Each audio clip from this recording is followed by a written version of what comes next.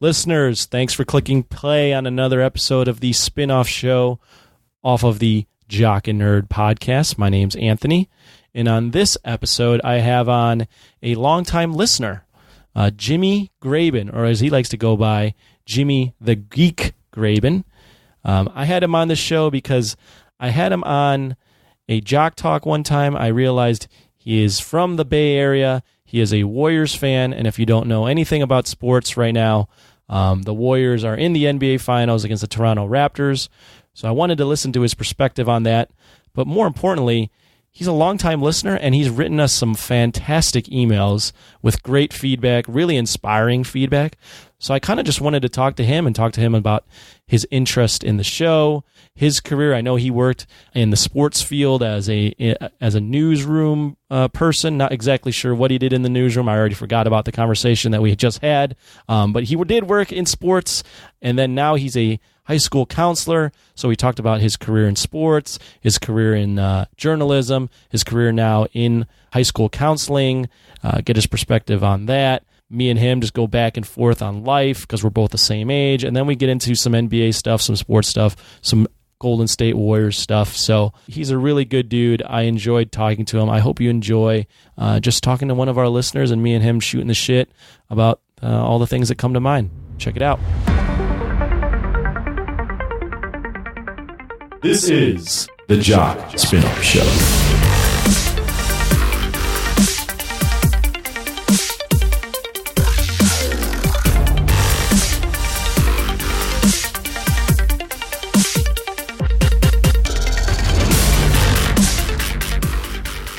Jimmy the Geek Graben, what's going on, man? How's it going?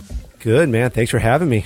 Awesome. Yeah, no, I'm happy to have you on. I know you're probably like, why the hell would you have me on? But I've had you on. I had you on a Jock Talk one time, right? Yeah, and I was thinking about that. That was like exactly a year ago because it was like right after the NBA Finals, and obviously we'll talk about it a little later. But I'm a pretty big Warriors fan. And you had known that from my emails from the show, and you're like, hey, you want to talk Warriors? And I came on with you and Chaz to talk about an NBA Finals recap when we talked about the summer coming up, and yeah, it was a lot of fun. Yeah, and then you never had me back on, so it's cool, man. Never ever again. Never ever again. No, it's up until now. Now you get your own show that isn't. So for those that don't know, and if you're listening to this, you probably do know, but maybe you're just listening to the Spinoff Show and you don't really listen to Jock and Nerd. But Spinoff Show is a spinoff of Jock and Nerd podcast. We do have a Patreon for Jock and Nerd podcasts. On that Patreon, we do exclusive audio content for anyone that contributes. One of those things that we do is Jock Talk. I do that show with a gentleman by the name of Chaz Hubbard, and one time we invited Mr. Jimmy on the show. So there you go. If you ever want to listen to Jock Talk, give us some money on Patreon. Patreon.com/jockandnerd. Okay, no more plugging that. You were fine. You were great on it. I don't know why we never had you back on. Well, you know what? I actually don't run that show. I'm just going to throw Chaz under the bus. I don't run it. Yeah, no, let's go with that. Yeah, that works for me. Yeah, then we're not. It's not awkward, and I'm not offended. So exactly. Well, but now I have you on your own show where no one has to pay. Anyone can just listen to this as long as they're not super confused by the fact that they have to look up Jock and Nerd podcast to find this specific show, even though this show is different than the other show. Yeah. Does that make sense to you? Yeah. And the thing is, like, my family can actually listen to this now because last year I did, and they were all excited because I podcasted for years and like, oh, you're back podcasting. I was like, yeah, I listened to this show and they had me on, but now it's actually on the main feed. So right. It'll be on the main feed. So we have two shows on the main feed. This one. So for people that have to like look it up, the way I explain it is still look up Jock and Nerd podcasts, but then you'll see this. If you're looking for a particular spinoff show, it's clearly labeled the spinoff show with the guest you're looking for his name. And then if you're curious, like, who the hell is this guest? Because to be honest, no one's going to know most of my guests unless you are super into Jock and Nerd. You can click on the show description, and then it's that guest bio, and you can kind of get a better sense of what we're going to talk about. Or you just listen to the intro, because then I describe what we're going to talk about as well. Makes sense, Anthony. So you already know this because you listen to the show. So, dude, just tell the audience, who you are, your background. Now, you have a pretty interesting. I know when you first wrote in, me and Imran were like, "Whoa!" Like a newsroom guy is listening to this and playing this for his colleagues. Like, what the hell? Yeah. Okay. So, going to the history here. A few years back, I podcasted for years myself. What did you podcast about? So when I was in college, I went to Fresno State, which is out here in California. Those Bulldogs. don't know. Yes, the Bulldogs. We played Illinois a couple times, your alma mater. Yeah. We are kind of on the national stage. I think people do know about us by now. Finished 16th ranked in the nation. Shameless plug. In football last year. Pretty good football school. Yeah, actually. we do. For the Mountain West now. Used to be the WAC. Yeah, good knowledge. Yep, good. Man. Yeah. So while I was there, I was a broadcast major. So I was broadcasting. I think TJ was on. He talked about he was a broadcast guy as well when he was in school. So that's what I did. Just like you guys, wanted to be talk show host. Actually, more specifically, I really wanted to do like radio play-by-play for like a sports team. Football, basketball, baseball, all that good stuff. And while I was at school, I came up with this idea of podcasting. One of my really good friends, he's still one of my best friends to this day.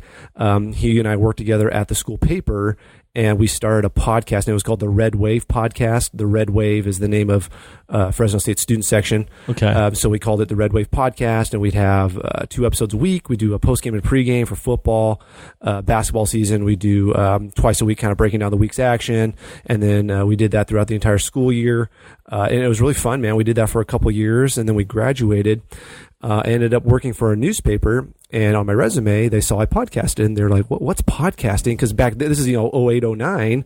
That still wasn't huge. Yeah, 10 years ago, podcasting was like, "What the fuck is this?" So my editor asked me about it, and I said, "Yeah, it's kind of like the radio, but you can listen to it on an iPod." Back then, it was iPods, and you can take it with you wherever you go, and you don't have to. You can pause it, you can pick it up wherever. And he's like, "That's great." And we ended up doing one at the newspaper for about 2 or 3 years, and the community loved it. Which newspaper, if you don't mind asking? Oh yeah, so it's sharing. Sorry. Yeah, no, it's a local newspaper where I live, just north of Sacramento in California. It's Yuba City is where I live. It's called Yuba City, and the newspaper is the Appeal Democrat. So I worked there for about 7 years, and it was a lot of fun, man. A lot of more localized sports like high school, junior college, stuff like that. Not a lot of pro sports in our area, obviously, but really a tight knit community. It's a small community, so people just loved it. We talked a lot about it, a lot of people's kids, and the kids in the area that they knew, and there's a lot of family ties and stuff like that. So it was fun, and we'd mix in pro sports here and there, and it was a lot of fun. But for budgetary reasons, it got cut. As you probably know, newspapers have suffered greatly over the past 10 years. Do the internet? You got it. And so one of the main reasons I don't do that anymore is due to that. So, but one of the first things to go was the podcast. As you know, it does cost money to do these kind of things. Yes. And hence the Patreon. So yes, people support. These guys are doing awesome work. It's a great show. So really consider it's only, $1 a month. I mean, it's not that bad. But it costs money to produce those things. And that was one of the first things on the chopping block. And then we're out. So, but how I found your show, honestly, man, I went on to iTunes one time, and my friend was like, "Hey, like, you still listening to podcasts?" And I said, "Nah, man, ever since, maybe I got soured on it, cause I wasn't doing it anymore." And, he's like, "Yeah, you should look for one, man. They're kind of fun to listen to." I was like, "All right." So it was like right when Doctor Strange came out, and I was like, "Hey, let's see if someone did a review on that." And I typed in Doctor Strange review, and your show was the first thing that came up. That's crazy to me. Yeah, dude. Ours is the first one that came up. Which engine? iTunes. Or just on Apple iTunes? Podcasts, okay. yeah. And so, nice. We got some good SEO from him, Ron. Yeah. And and the first thing, "Hey, what's up, listener? Thanks for pressing play." I'm like, "Who the hell my God, is this that's guy?" a good impression. Oh, thank you. I'm pretty good at impressions. So I'm like, "Who the hell?" And so I almost was like, after 5 minutes, I'm like, "Dude, this guy's voice is like, oh my." But then you came on. I was like, "Okay, this guy sounds a little more like me." Right. Okay, he's kind of even. So I was like, "Okay, he's the straight guy. The other guy's like more like the comic, like kind of loud." But you guys had a very good dynamic, a back and forth, and like you're kind of capping on him a little bit, and then Rug Boy comes in. I'm like, okay, he's a puppet, like, yeah, like, so I'm trying to catch up, and but I really liked your guys' take on the movie, and I was like, okay, I'll give these guys a shot, and what is it? 3 years later, I'm still listening to you guys. So holy crap, it's crazy, man. Well, you know what, man? Like, I appreciated how much work you guys put into it. As someone who was in a profession where people criticize you and you're putting yourself out there, like, for you guys, like worldwide, you're on the internet, obviously. Right. And for you guys to do something like this and put your names on it, that's why I first emailed you, because I always enjoy like getting, something positive from somebody. And so I was like, I'm going to tell these guys, hey, there's someone listening to you guys that you don't even know, and you're doing an amazing job. And that's why I sent you guys those emails. And then I was like, yeah, they probably won't respond, because I honestly didn't know how big the show was. And then I got a response like, hey man, we'll read this on the air. And it's like, really? And so yeah. So, and then it went from there, and, yeah, man, but it's been fun. And, now we've got this Facebook group and all these people. It's crazy, man. Like over the years, seeing how many people have come on and, that's crazy on the Patreon. And I mean, you being a host, like it's gotta be humbling for you, I'm sure, right? Oh, I mean, it is. I don't want to get, too caster baity here. But I mean, it is nice to hear it. And I fully admit, when we got every email we get's awesome, and I think yours, I don't forget when Doctor Strange was and what show number that was. November of 2016, I believe. November of 2016. So we weren't too far into our run. It was probably, here, I'm going to look it up right now.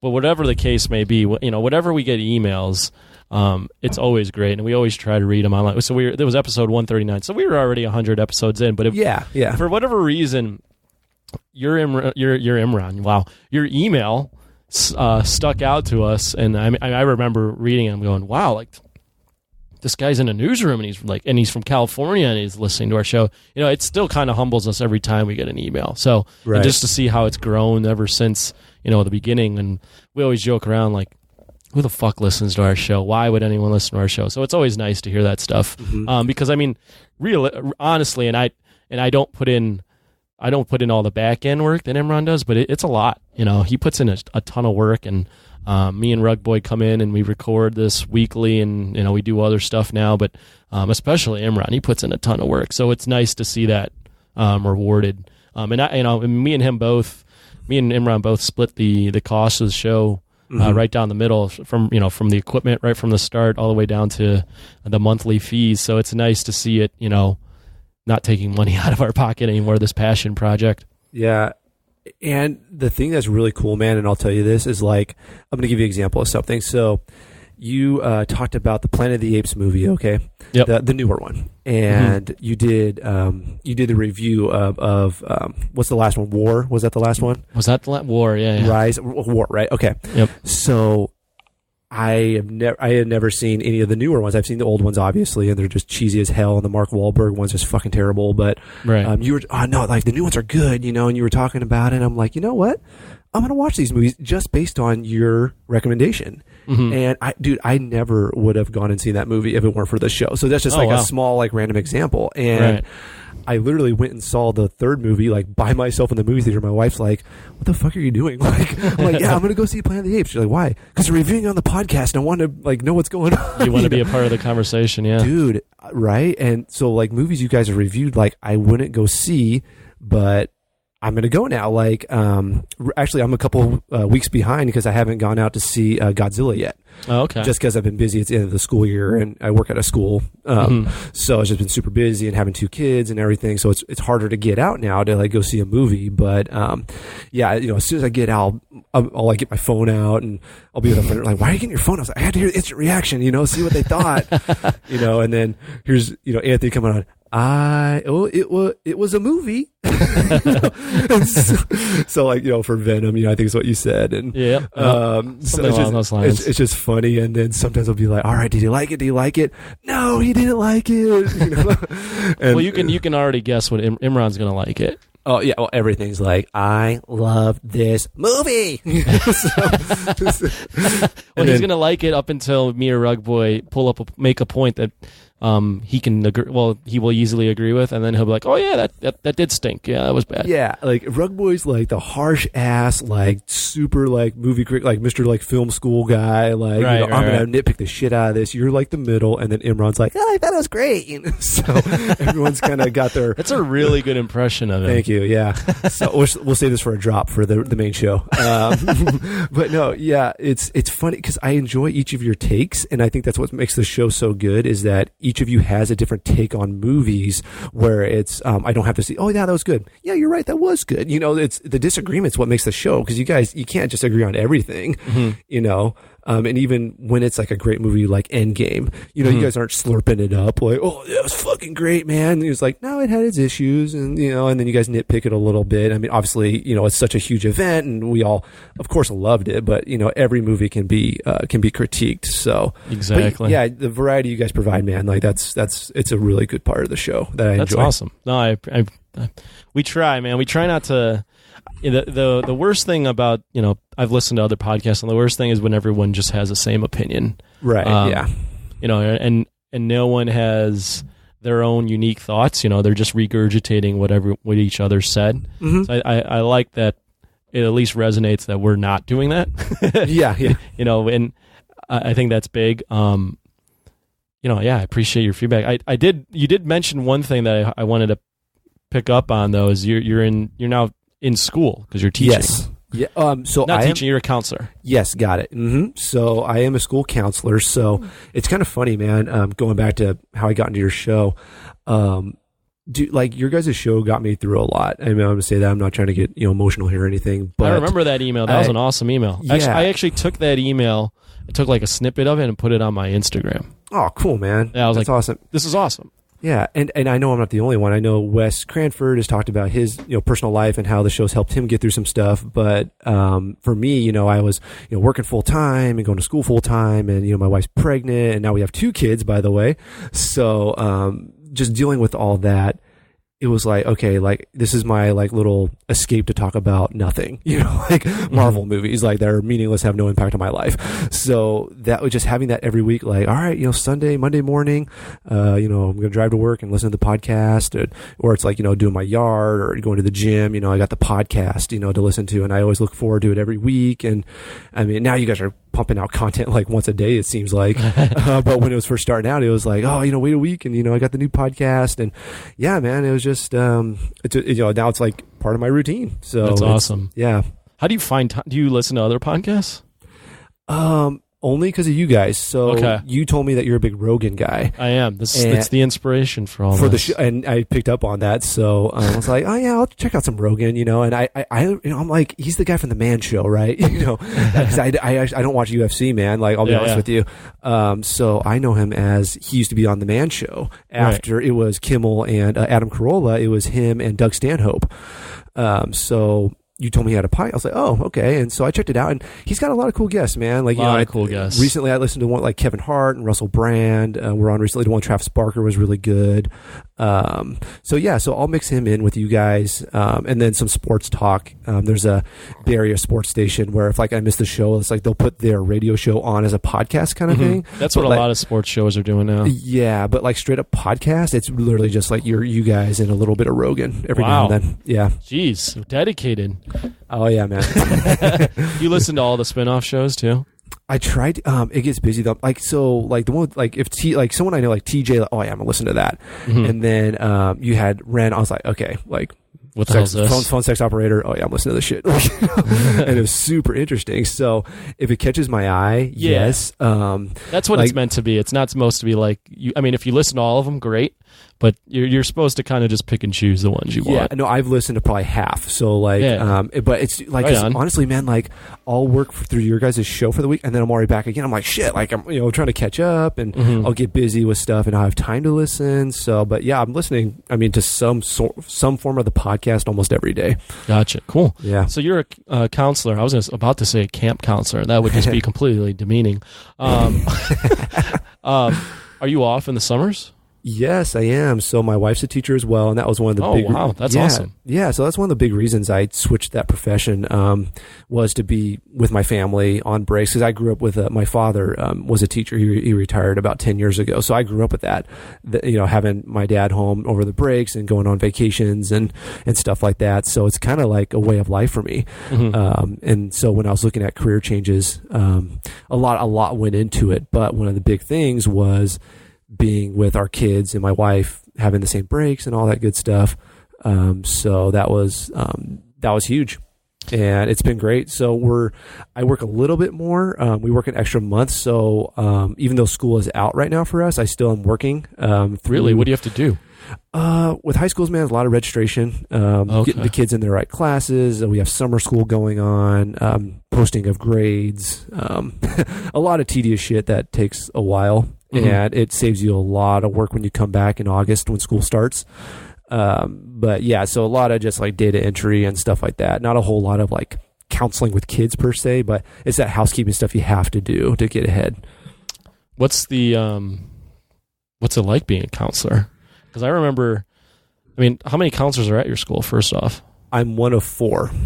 Honestly, I don't remember. When I went to high school, we had over 2,000 kids. I don't know how many counselors we had. I don't remember mine, but I don't remember. I think maybe 2 or maybe 3 or 4 as well.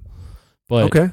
I never went to my counselor with any sort of issues other than educational, all right, what class should I have next? All right, what's my path to going to this college? What do I have to do? Blah, blah, blah. But what's a counselor being like in high school? Yeah. One of the main things, man, because honestly, dude, what you just said is what the vast majority of my friends would tell me is oh, I don't even remember my school counselor, or I never even went to the counselor. So my biggest goal is that the kids know who I am when they leave school, because I don't want to be what you just said. Right. I'll say this: it wasn't. I don't know if it was my counselor's fault or me just not giving a shit.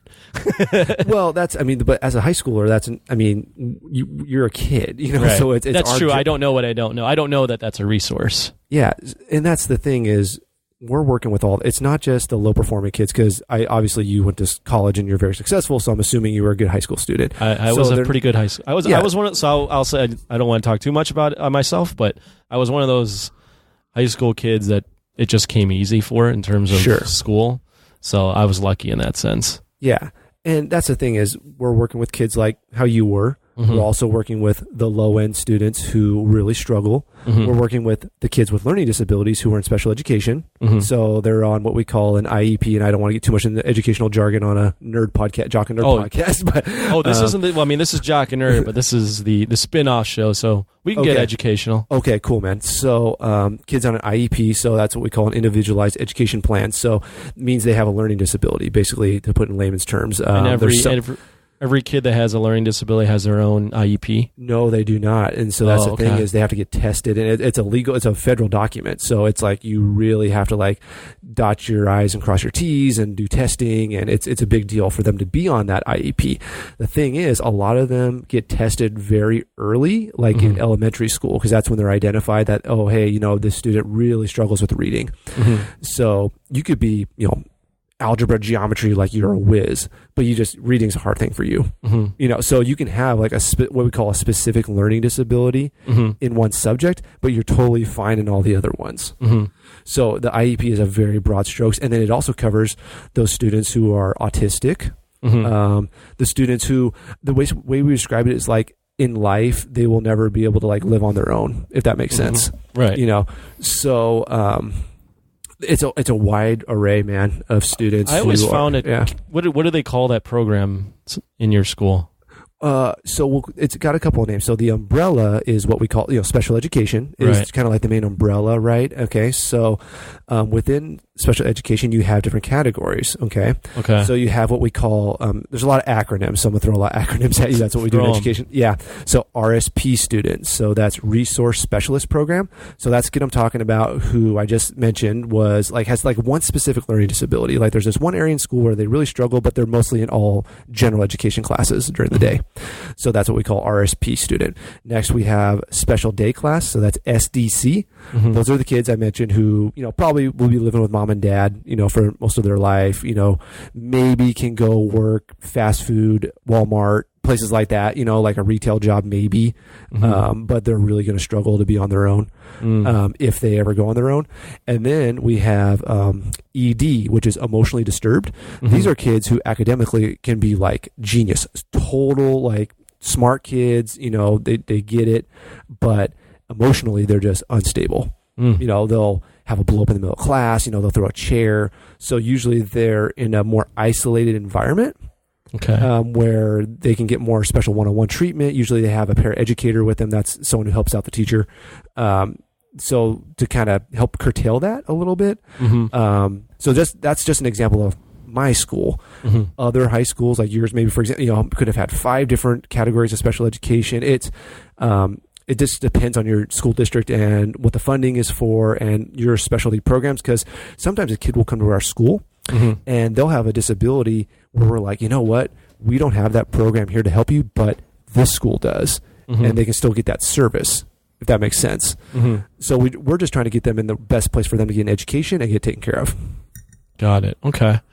But my next question would be then, even though there's these different programs, it would seem to me, and correct me if I'm wrong, that each individual kid, has some sort of variance in terms of where they are on the spectrum of each program. So how do you like throw them into each like separate bucket and still make sure that they're all getting a good education? You know what I'm saying? Yes, I do. So what it doesn't seem like that's even the perfect, like there is no perfect system, but that doesn't seem like it's fully sufficient either. Right. And that's the thing that's really hard, man. We have these, what we call IEP meetings, and we're having them twice a year, sometimes more if the parent wants to have them more.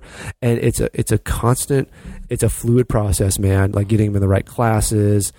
So let me think of an example here. So, Johnny, per se, let's just call him Johnny. Johnny is kicking ass in English. He's got A's. He's doing great.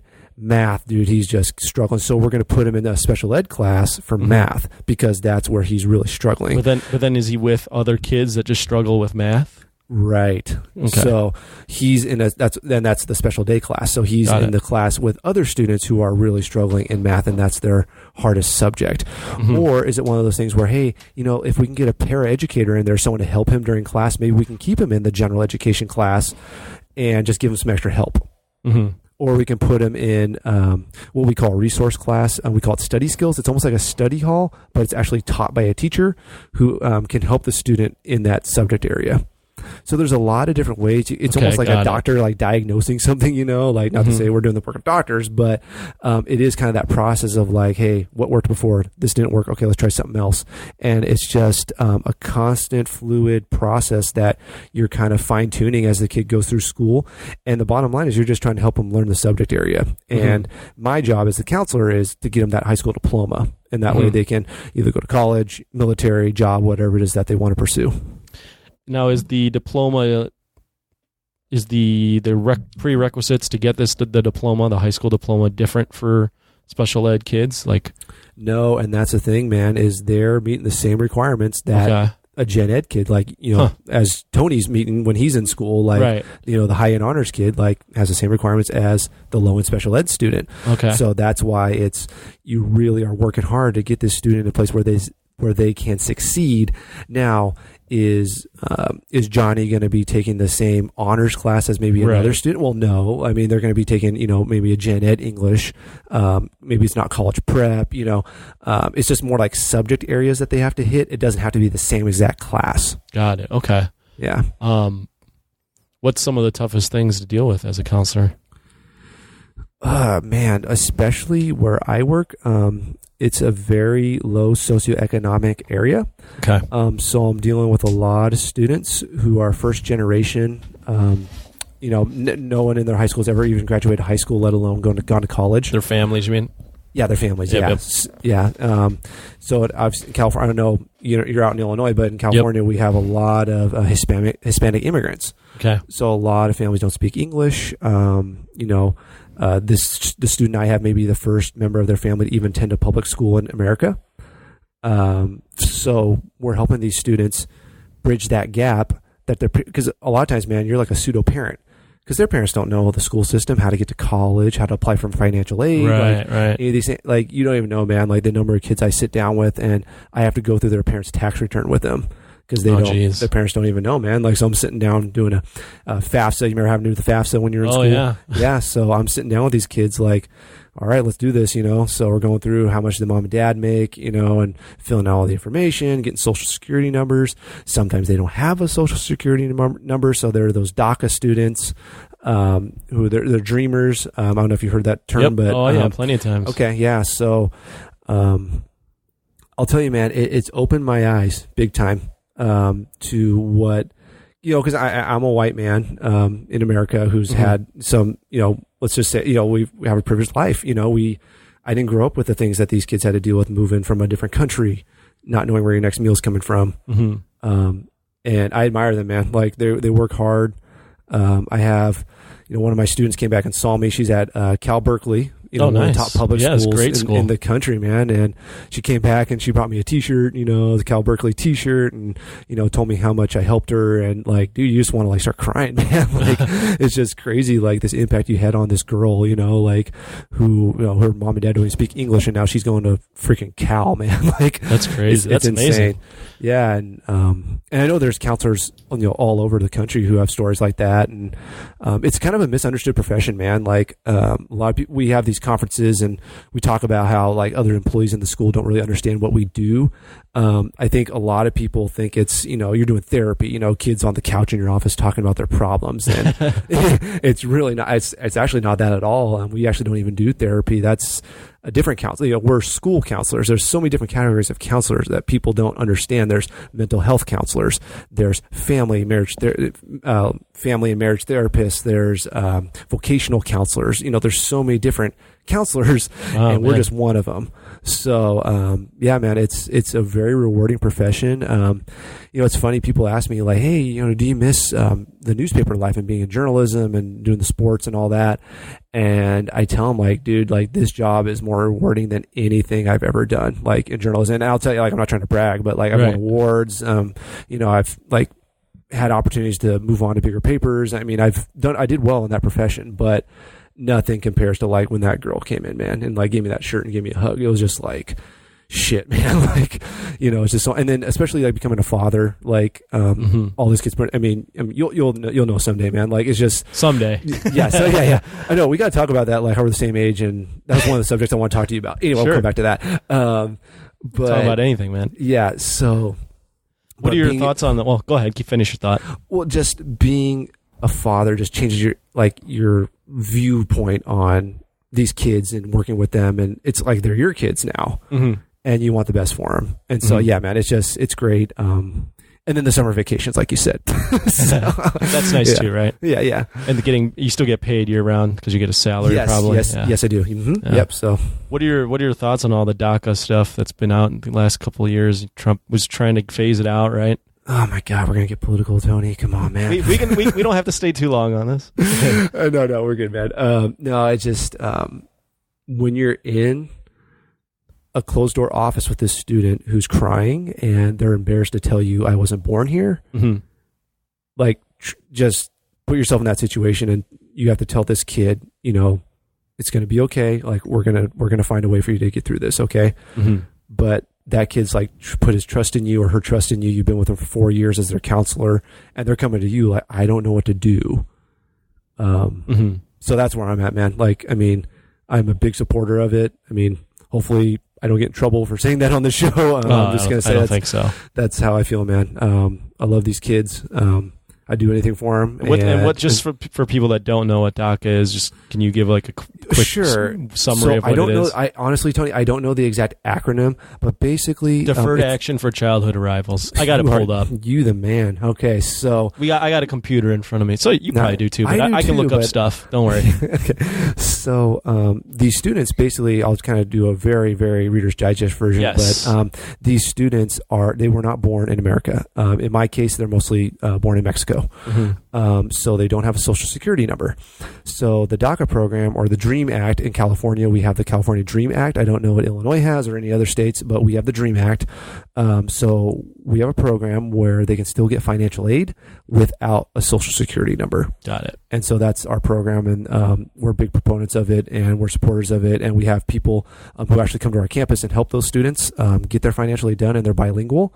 So that's amazing. So I speak un poquito español, not a whole lot, but having those bilingual service providers come in is just great, man. Like these families are like so thankful, and it's awesome. So, but yeah, man, it's a big issue. We had a lot of scared students when all that was coming down, and all the talk about the border stuff, man. Like, it's crazy. I mean, I feel like maybe a conversation for Voice for the Underground, but I'm sure they cover it so much better than I can. Yeah. Oh, same here. But no, it's crazy, man. I mean, it's interesting to hear your perspective as someone that has to deal with the individuals, that are experiencing this. No, we are in the trenches, man. It's not just me; it's teachers. Are working with these kids, and as a son of a teacher, I know how hard teachers, and the husband of a teacher, actually, how hard these educators are working, and they're just as much working with these kids as I am, and they're hearing the same stories I am. So it's crazy times, that's for sure. Yeah, I don't even know. I mean, I don't know what a solution is for it, or I would need to get a little more educated on all of that stuff. But it's just all it's an interesting thing. It's unfortunate for the people that are in a situation where they are trying to get an education and they can't, or they're fearful of it. Yeah, I think my take on it has always been, no one forced that kid to come here. Like, right. Is it like, why are we punishing the student? Got it. Yeah. Can we control where they were born? Can they control where their parents took them? No. Right. So that's where I stand on it. And it's funny. I'll tell them, like, we'll be in talking in my office, and I think they see me, and I have a great relationship with my students. So, but they know, white guy, like, what would he know? And so I always try to tell them, like, hey, like, we're all immigrants, that, right? And they kind of looked like weird, and it's like, yeah, well, I mean, unless you're Native American, like, right. None of us were born here. Like, obviously we were born here, but none of our ancestors were actually born here. So at some point, I think you said you're Polish, right? Half Polish, half Filipino. Yeah. Yeah. So you got it from both ends. So So obviously, no. At some point, you had to come to America. So with my family and exactly. A lot of families. So I get it both. I get both ends. I have the dad that was Polish, but has been, I think, third or fourth generation. So sure. He's been here for a long. The family's been here a long time, and I got a mom who's was born in the Philippines and lived there till she was like 28, 29. So I got both sides where I can see both sides, and I can sympathize with both. So not to flip it on you or anything with the interview here, but it's not an interview, just a conversation. It's just right? us talking. Yeah. So, do you find yourself, because I've had a lot of friends who are like half Chinese, half white, sure, and they really embrace like that Chinese part of their life, like being Chinese. They were like part of the Asian Student Union in school. Mm-hmm. Like, is that like for you? Like, did you really embrace I'm half Filipino? Like, I really embrace that side of myself, or is it just kind of been like half and half, or like where do you come down on that? Like in terms of like your heritage, sure. And, like. I mean, in terms of, family life and stuff, I obviously was half and half. I'd go to family parties on my dad's side, to go to family parties on my white side, mm-hmm. Filipino parties, Polish parties, white people parties at this point. But yeah, so family was half and half. But my identity, I kind of was more embracing the Filipino side. It was, okay. I guess the being mixed, I kind of just embraced the other side. I think a lot of it had to do with the fact that growing up, even the grammar school I went to was a Catholic school, but it was very diverse. Okay. The high school I went to was one of the most diverse in the country. So I was around diversity, so it wasn't uncool to be diverse. It wasn't, it was normal. So you didn't feel like you were different than anybody. You just felt like you were just part of the group. Right. And, yeah, cool. and I felt like, I don't know why, but it felt, first off, I think I just looked a little more Filipino than white. Yeah, you do. but then again, I get from Filipino all the time that I look white. So, but I would say 70% of the people don't think I'm white, or they think I'm mixed with something else. So that's why I was like, I'm not pure white. I'm Filipino. Like that. That's what I identify more with. So I was in the in high school. I wasn't so much. I did the Filipino club for like a day. And then I just was like, I was a freshman, and I didn't know. I went to a high school where I didn't know anybody. Okay. So I was just a really shy kid. So I went to Filipino club for a day, saw all these Filipinos that already knew each other. I'm like, yeah, I'm out. And I just made friends with everyone else. Right. But then in college, I made it a point to join the Filipino club. It was at the University of Illinois. It's called Philippine Student Association, PSA. Okay. Yeah. So I made it a point to join that. I made it a point to start dating like Filipino girls. Okay.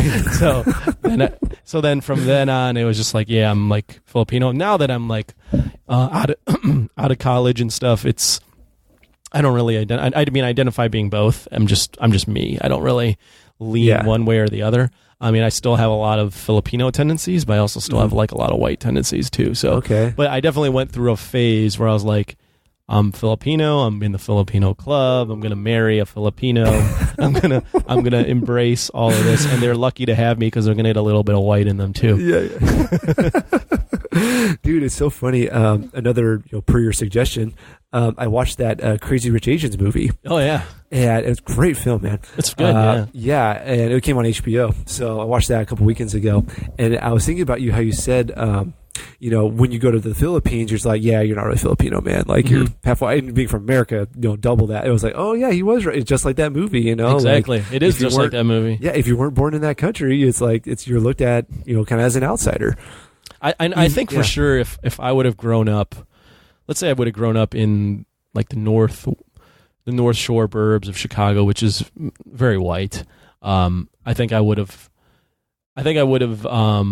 People would have identified me as Filipino, but I would have like embraced trying to just be white. I think a lot of it had to do with the fact that I was around a mixed group my entire life. Like I had black friends, I had Hispanic friends, I had Filipino friends, I had white friends. So it was just normal to just be diverse, So I think culture had a. I'm sorry. I think not culture, but nature. The people around me had a lot to do with it. Okay. So what I was going to ask you, did you grow up like in Chicago or like what part of Illinois did you grow? Okay. So I grew up, explain this because I don't know really much about like that area. Yeah. So you have to educate me a little bit, man. I'm sure the listeners want to hear this too. So of course they want to hear me talk about me because it's my show. Well, I know there's a lot of Illinois people who listen to this show, but some of us aren't from the area. So I want to be educated a little bit. Yeah, no, of course. And I'm happy to talk about it. No, I grew up in Chicago. So there's Chicago, and then there's obviously the suburbs and the greater Chicagoland area. Sure. Chicago itself is in Cook County, and Cook County encompasses Chicago and a lot of its burbs. And then there's other counties around Chicago that are greater Chicagoland area, and greater Chicagoland area can extend all the way to northwest Indiana and even like a little bit of southern Wisconsin and as far out as Rockford, Illinois, and Naperville, which is pretty west. But I grew up in Chicago. I grew up in Lincoln Park, which is where DePaul. Have you heard of DePaul? Of course, school? Man. Yeah. Demons, DePaul, right? That's DePaul Blue Demons. Yeah, that's where DePaul is. Yeah. So it's it's kind of like a yuppie college kind of neighborhood. Yeah, I would say I'm following you along on Google Maps here, buddy. Yeah. So it's nicer, but it's not like super rich. It's just, it's upper middle class probably. So I grew up there, which is north side of Chicago, up until I was about 12 or 13. And then I moved out to Niles, which is a northwest suburb of Chicago, not too far out in Chicago. So it's still in Cook County. And that's probably, 25 minutes without traffic from downtown. So it's not too far. And I was there and I lived there from probably like 6th or 7th grade on to high school or throughout high school. And then from there, went down to the University of Illinois. So, Champaign, right? Champaign-Urbana, correct. So, where I grew up in Niles is one of the few burbs. So the suburbs are generally the northwest burbs and the northern burbs are more white, but Niles, Skokie, Morton Grove, even a little bit of like Des Plaines, Park Ridge are pretty diverse too. So I went to Maine East High School, which is in Park Ridge, and if you look up, if you Wikipedia Maine East, I don't know if it still says this, but it mentions that it's like one of the most diverse high schools in all the nation. That's awesome, man. That's so cool. Yeah. I love that. That kind of reminds me of the school I work at. We have a lot of, obviously Hispanic, like I mentioned, some white kids. We also have, and it's an Asian group. I don't know if there's a lot of this group from where you're from, Hmong. Hmong, yeah. Hmong, okay. Hmong, yeah. Yeah, it's kind of confusing. There's an H, it's Hmong. Yeah, yep, I know Hmong. Yeah. So I know a couple Hmong people. Okay, cool. Yeah. So we have actually a very high population in our area. Actually, two of my coworkers are Hmong, actually. So, but we have a very high population there. We have some Indian students, some Pakistani students. Yep. So yeah, it's cool, man. Like, it's when you're talking, it's like, yeah, that kind of makes me think of the school I work at. So it's great. What was funny about that is I remember being in high school and being around so many diverse kids, and I don't know how it is now, especially with how sensitive people are. But I remember when I was in high school, which was shit. Man, how long ago was that? At least 12 years ago. We're 13, but we're class of 06. So oh, right. That's even longer. So 13, at least 13 years ago. So I remember super diverse. You'd think we'd be more sensitive to each other. We would make racial jokes to each other all the goddamn time. Oh, wow. Oh, my God. We used to make fun of each other for being whatever race all the time, and everyone would laugh. Like, it was all in good fun. I mean, I'm sure some people were like, what the fuck, that's kind of racist as fuck, but we were so, I mean, this was also around the time Chappelle's show was out, so it was kind of like, this was the, it was fun, like no one was super sensitive about it. Like, I would go up to people, I'd go up to people of my own race. Like, I had Polish friends, I'm like, you dirty fucking Polak. And they'd be like, you dirty Japanese motherfucker. I'm like, I'm not Japanese, you asshole. Like, but it was fun. Like, I don't know. I just remember, like, we could joke around about those things, and it was fun and funny. And then I remember going to college, and I would, like, make those jokes to people, like some of my, like, Filipino friends, and, like, make Filipino stereotypical jokes, and they'd be like, the fuck, dude, you're kind of fucked up. I'm like, you're like, you can't say that. I'm like, what are you talking about? Like, we joke like this all the time. I don't know. I feel like being around all different races made us just all, like, put our guard down. Yeah, and I don't know how it is now, but that's how I felt at the time. It's like we could make fun of our stereotypes because everyone was so different and had stereotypes that it was all just a big melting pot. Well, I think that's the thing, is you have to learn to have a sense of humor about it. And I think with social media, man, it's ruined everything, in my opinion. that's a digression, but there's this culture of sensitivity right now. So it's like, dude, you cannot say anything now, or else you're just gonna get roasted, And I think Rug Boy's finding that out on Twitter. That guy goes after people. It's hilarious. I'm always just like, dude, social media is just not the place to argue. No, you're not gonna win. And you never win. Because I've been like, should I jump in and defend it? I'm like, nah, fuck it, man. He's too far gone. Like, I always, that's one of the things where I severely disagree with him. I'm just like, dude, you bring this on yourself. Like, why do you even go? Like, why do you even do it? It's social media is just the fucking armpit. Like, you can't make, and this is something we've discussed on the show because there's plenty of people that have been like scrutinized on social media for tweets and all that. It's like, you can't make racial jokes on social media. You can't make any sort of jokes. No joke, not at all. It's just not the place because it's just so limited, and people can twist it so easily and misinterpret it, and without context of a conversation where I'm talking to you back and forth and you can hear how I'm, saying these things to you. Like, if you just took the snippet of, you dirty fucking Polak, when I said that to you about when I was making fun of my friends, you'd be like, oh my God, that he's racist.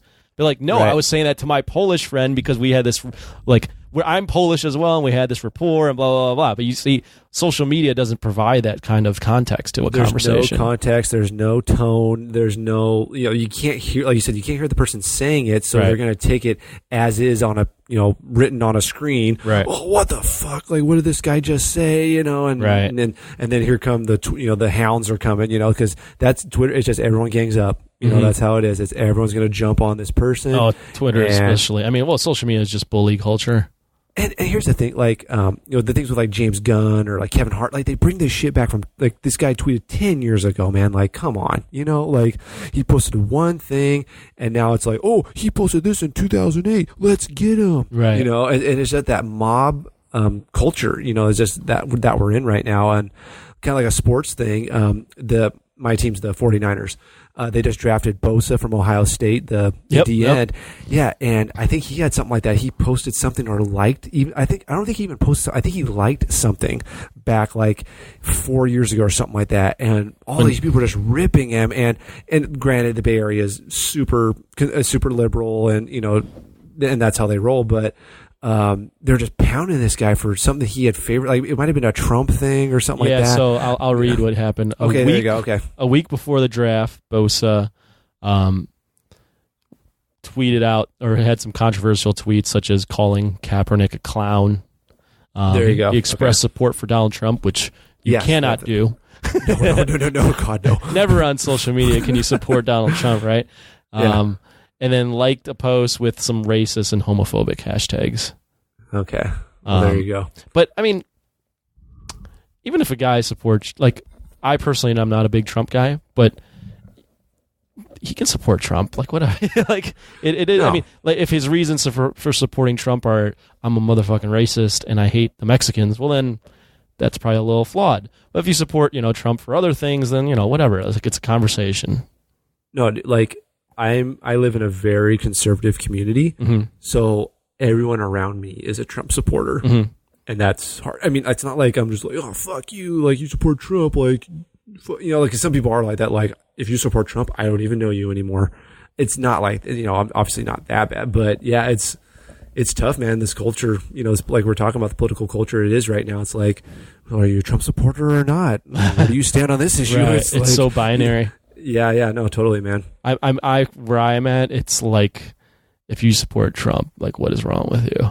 Like, that's where a lot of, like, the people I hang around with, and just being in Chicago, it's a very democratic. Oh yeah, man, you're city. The heart of our last president. That's right. his home turf, man. So obviously you're going to hear that a lot. And I'm pretty close to the Bay Area, which is obviously super liberal, and our California is super blue. Obviously Illinois is as well. So we're from two of the most liberal states in the union. But you mentioned though, because Jason Dutch mentioned this too, is inland California though can be very conservative. Oh, so I told you I'm from, like, we call it the Valley, right?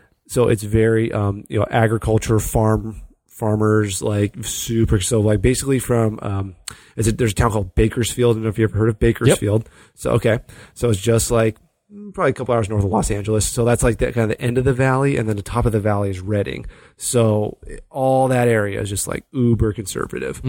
But the most people live in, LA, San Diego, Bay Area. Right. So that's where all the people live in the big cities. But yeah, exactly. So the big issue in the state is like, these pockets of people don't represent the entire state. And so there's this whole movement a few years ago for California to split into two states. Oh, jeez. Yeah. And they were going to start, Northern California was going to become the state of Jefferson. When was this? Oh, I guess about 6 years ago now. So probably like 2013. Where would be the line? I think they said Fresno. So, but then how do you exclude the Bay Area? Is super liberal. So they want to basically, like, gerrymandering, basically, just make lines. So it just includes this portion of California, like, we're going to be over here, the rest of you can be over here. So it almost was like a north-south kind of thing, but excluding the coast. What the fuck? I'm looking this up now. This is crazy. Oh, dude. And there was like counties who actually like voted for it and passed it. Like some very near where I'm at. You might have in front if you're looking up right now. But there were some counties in California that were already like, yeah, let's do it. Lake County, Tehama County. Yeah, Tehama. Tehama, Modoc, yeah. So you're naming a bunch of Northern California counties. I mean, what? Could you ever see that happening? God, no. No? These counties you just rattled off that are so small. Oh, okay. Like, yeah. And then if they became their own state, they just wouldn't be able to build an infrastructure to support themselves. Just took the word out of my mouth. They had no infrastructure, man. So it died off, but it's funny, man. I'll drive around town and still see. Actually, now I'm reading that you pulled it up. So one of the counties I live in one of the counties on here. Oh, really? Yeah. So I think you named some of them: Lake, Tehama, Plumas. So I live in Sutter County. Gotcha. On there as well. Yuba County is that's where my school is that I work at. So. All of these are like Northern California, but super small. So, I mean, it's kind of like a drop in the bucket. What's Sacramento? Is that more conservative? Sacramento is, I'd say conservative. Yeah. Yeah, it's Valley. Gotcha. Most of the liberal people you're going to get are people who work at the Capitol, but they don't live in Sacramento. Does that make sense? Yeah, so like senators and people, congressmen, they don't congressmen that represent their counties. Yeah, it's not like they live in Sacramento; they're coming from somewhere else. So gotcha. Yeah. You brought up something, and I don't want you to forget about it. But you asked about me being with us being the same age. Yes. And I don't have kids. Yes. And I'm not even close that I know of. That's crazy. Yeah. So one of the things actually that kind of drew me in the show was that I picked up on that you and I were the same age. Right. And then you said, I was like, shit, man, we're only like 3 months apart in age. Am I older than you? I'm older than you by 3 months. I'm September. Gotcha. Oh, yeah. Gotcha. Okay. So, but you were talking about, it was one of the earliest shows I listened to. It was the Batman and Robin, What the Fuck Happened episode. Okay. And you were talking about, oh yeah, my dad took me to see it. And then the memories you said were like, yeah, I don't remember it being that bad. Because when you see it, you're like, 8 years old or whatever. You're not sitting there like, this movie sucks. Like, right. you're going, oh, this is Batman. This is great. And then you watch it as an adult, like, what the fuck? So just a quick comment on that. Yeah. I miss being able to go to movies and enjoying everything.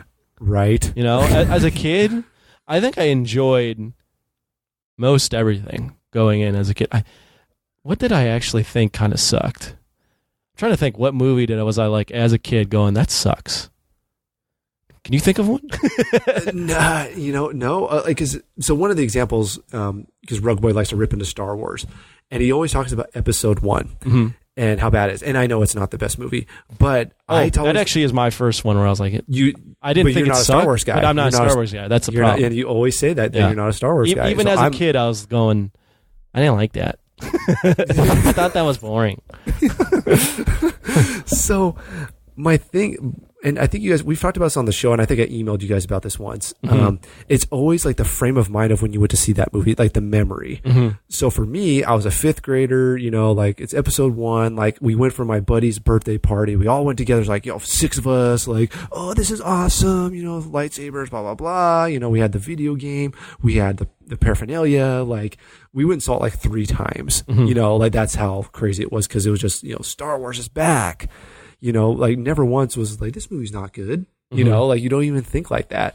So it's kind of funny. Like, and I say the same thing about like the first Spider-Man movie, like and I think Imran and Rugboy actually have said, like, even though they're quite a bit older than us, that they did have a good reaction to that movie when they first saw it. I think they both Imran likes everything. Yes. But I remember seeing that, like, it was me and my 3 best friends. We're sitting in our local movie theater, and just our jaws were like open, dude. Like, how did they make this? Right. Like the special effects. It was just like for the time. Like you got to remember the first time you saw that, right? Like, do you remember like what you were thinking? The first Spider-Man? Yeah. Oh, I thought it was amazing. Right. Although I was also at when did that come out? 2002. 2002. Yeah. So you're at that point. I'm in the punk ass stage, so I'm like 14. Okay. So I was seeing the previews. I was going, Spider-Man looks great. Green Goblin looks like a Power Ranger. That was my thought going into it. And then when I watched the movie, I was like, oh, they kind of pulled it off. Yeah. I just remember the visual of him swinging through the city was just like amazing. How did they? It was just like took my breath away, man. Amazing. The delineation for me as a kid, and maybe probably the same for you and a lot of other kids, is either I liked the movie or I thought it was boring. Either the movie was great or there's too much talking. Like that. That's my kid voice. They're talking too much. It's a good kid voice, man. Yeah. And then remember, I was like, hey, Anthony, I was like, I know you know about the Space Jam soundtrack, man. Oh, 100%. Yeah. That's one of the all-time great space soundtracks. That was the first CD I ever bought with my own money. I think I bought that on cassette still. Oh yeah, no, it was both, man. Yeah, I don't remember if I had it on CD, but I remember. So I remember buying it because I saw the movie and I was like, "This is fucking amazing." And then my aunt took me to the records, the CD store. I don't even know what CD store. What were the CD stores called? Like Camelot. Yeah, I forget what it was, but Tower Records. Yeah. It was like I thought it was like Coconut or I don't know what it was, but. I remember going, and I think I walked past it, and I saw it, and I thought it was the movie. I legitimately thought it was the movie. I thought it was the mini movie. So I took it and bought it. I was like, buy this for me. Bought it. And she's like, this isn't the movie. This is the cassette. I'm like, what? I was going, wait, like in disappointment. But then we played it, and I go, this still reminds me of the movie, and this is amazing. I remember just playing it on loop at my aunt's house over and over and over. Dude, I know, man. I'm telling you, dude. I mean... I got to think. Okay, so here's the artist. You got Jay-Z. Okay, D'Angelo, Salt and Pepper. Wait, Jay-Z was on the Space Jam? Yes. Oh my god. I mean, I'm just running. I mean, Coolio. I mean, I'm sure you all remember Busta Rhymes, LL Cool J, Method Man.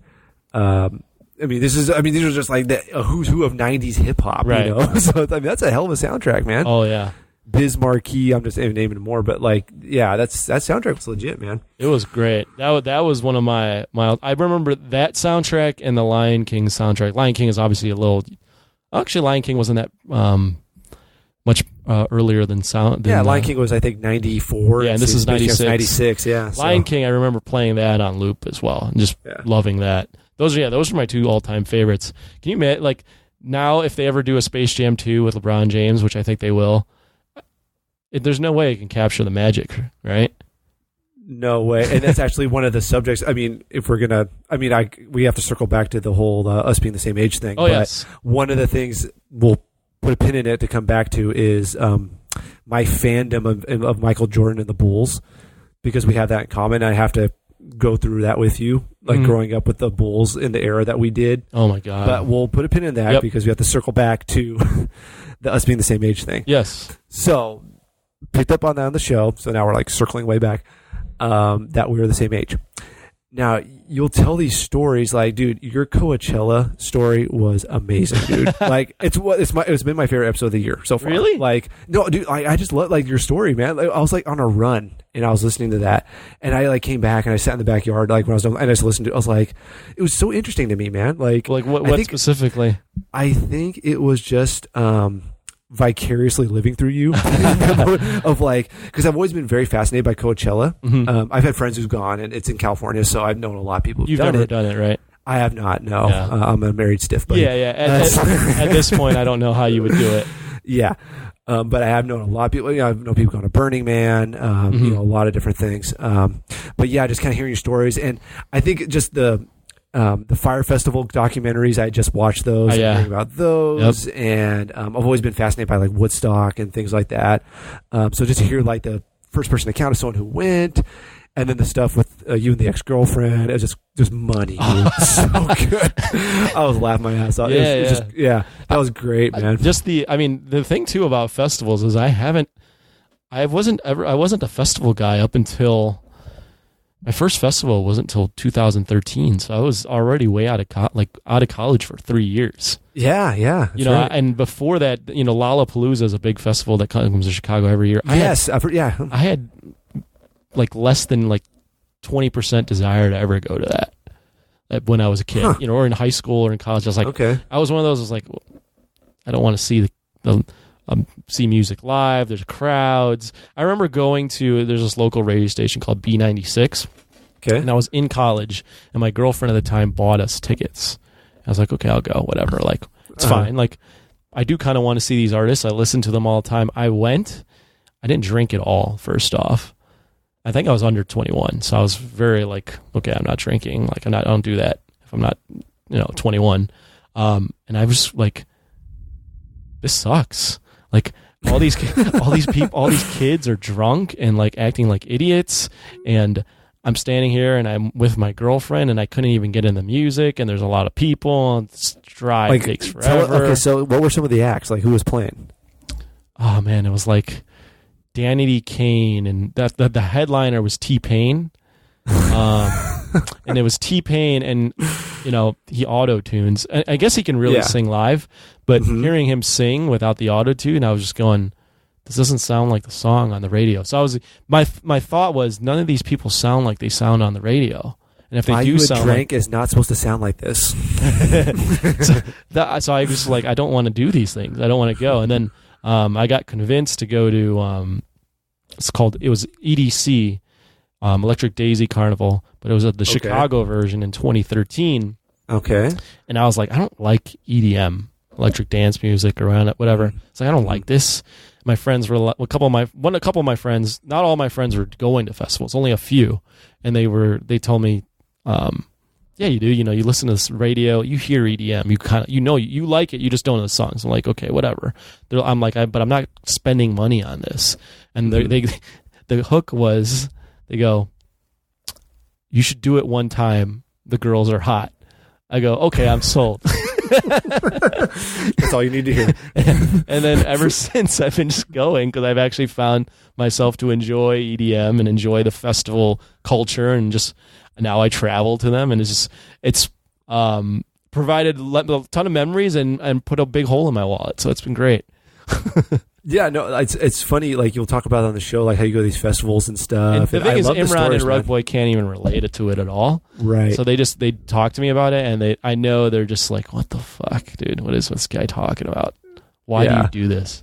But the stories are so good, man. Like, that's what I love about, like, sometimes you do it on the post show, you know, like, you did on the main show that with the Coachella, but I think we continued that on the post show too. Well, that's what it was. Yeah, you kept going with it. Because they were very curious about me going with the ex-girlfriend. That's right. That's all that stuff was in the post show. Yeah, and that was all interesting stuff for them to hear about. And I mean, it is an interesting situation to have to go with someone you'd been dating and just, and broke up with maybe 4 or 5 months prior. Yeah, that was really interesting for sure. Well, it's kind of funny, man. Like, I feel like you're like the norm for people our age, and I think I'm in the minority. Think so? Oh yeah, I think people are getting married later and later. Oh, dude, I have I'd say like 6 or 7 people I consider like really close buddies of mine, like good friends, and none of them have kids. Really? Yeah, some of them are married. Like, I got one of my best friends, he's married, a couple friends, and one's getting married in September. So it's kind of coming along. But, like, yeah, I mean, no kids. I mean, you're actually right. So, and here's my situation. I got a lot of close friends. A lot of them are getting married, or a lot of them are married. Like yeah, you've been going to a lot of weddings, man. Like, you're like, I'm at bachelor parties, so I've picked up on a lot of your friends are getting married. A lot of them, like once 26, 27 hit, that's when everyone was starting to get married. So I'm one of the last single ones. Okay. Most of the girls are getting married or are in pretty serious relationship. The guys, most of them are in relationships. There's only a few. There's more guys that are single than girls in my friend group. Oh, for sure, which always is probably the case. But you're right. Like, a lot of them, there's only maybe a few of my close friends that have kids. Like, maybe if there was a percentage, maybe less than 10%, maybe like 7, 5, somewhere around there have kids. So yeah, I mean, but it is, we're 31 now. So I do start, there are little hints of nuggets of my closer friends that are 31, 32 going, maybe I went to a music festival this past weekend, and one of my friends goes, let's go to this next music festival. It'll be my baby moon. I'm like, what the fuck? You're going to have a kid? You're thinking about that? Because for me, I mean, you have kids, so you have 2, right? Yeah, 2. So how old were you when you had your first kid?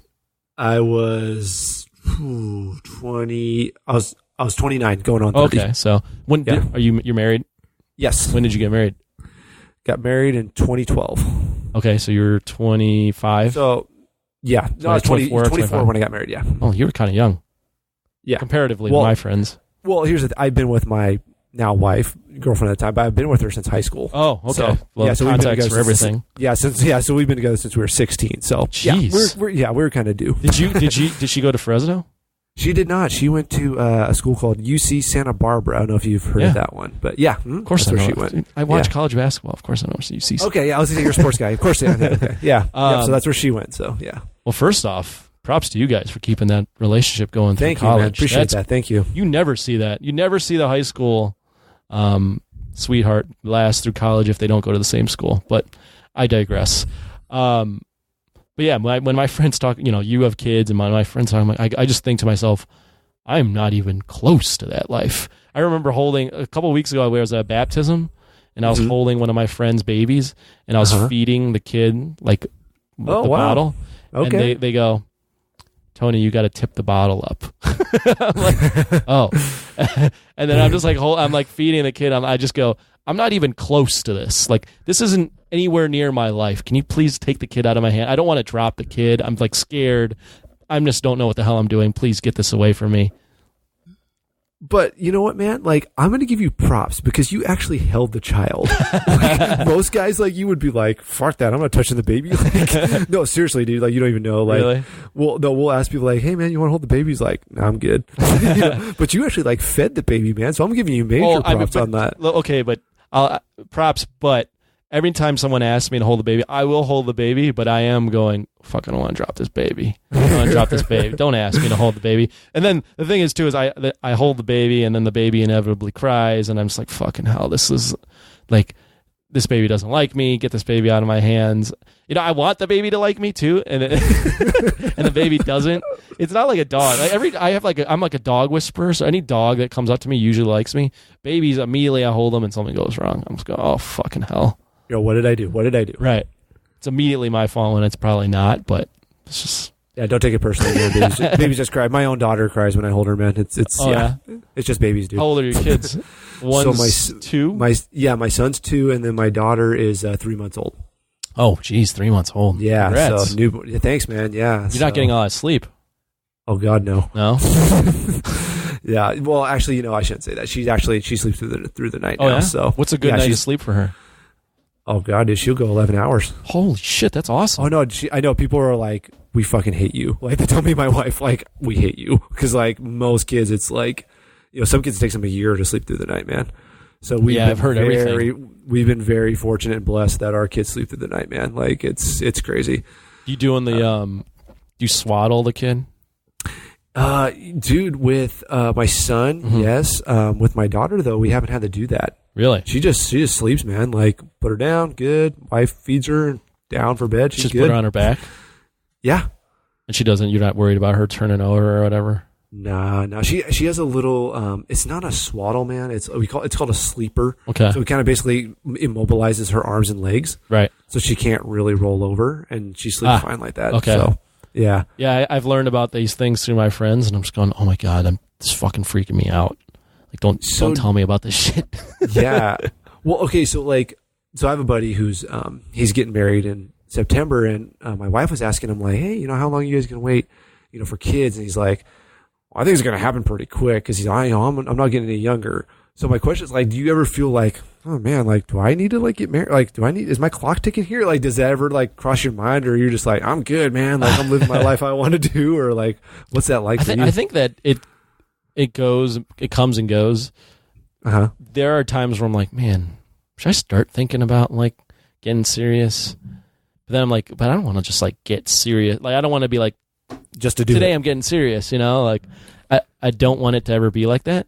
Well, you've had, from what I've picked up on the show, you've had some serious relationships over your, past few years, right? Yeah. Like, it sounds like you've dated girls for quite a long time, and for whatever reason they haven't worked out, but you've tried. I mean, you've made attempt, Yeah, I mean, I've always been, I think I take after my dad in ways that I've always enjoyed being alone. Like, I enjoy I enjoy my me time. Like, there's times, there's a lot of times where I'm just like, no one talk to me. I just want to sit down and watch TV and be in my own zone for for hours upon hours. So that's always been a struggle for me when I'm in relationships, is okay, and it's just not about me anymore. I have to make time for someone, and that's always been a struggle. But no, I mean, I'm totally down to have kids. Yeah, like that's something that's important to me for sure. I mean, it's one of those things where, because people ask you, hey, what do you what's it like? Or, what can you, is there any advice? And it's one of those things, man, I didn't read any books, I didn't look stuff up. It's just, you just react to it naturally. Mm-hmm. There's no secret code on how to be a dad or how to be a parent.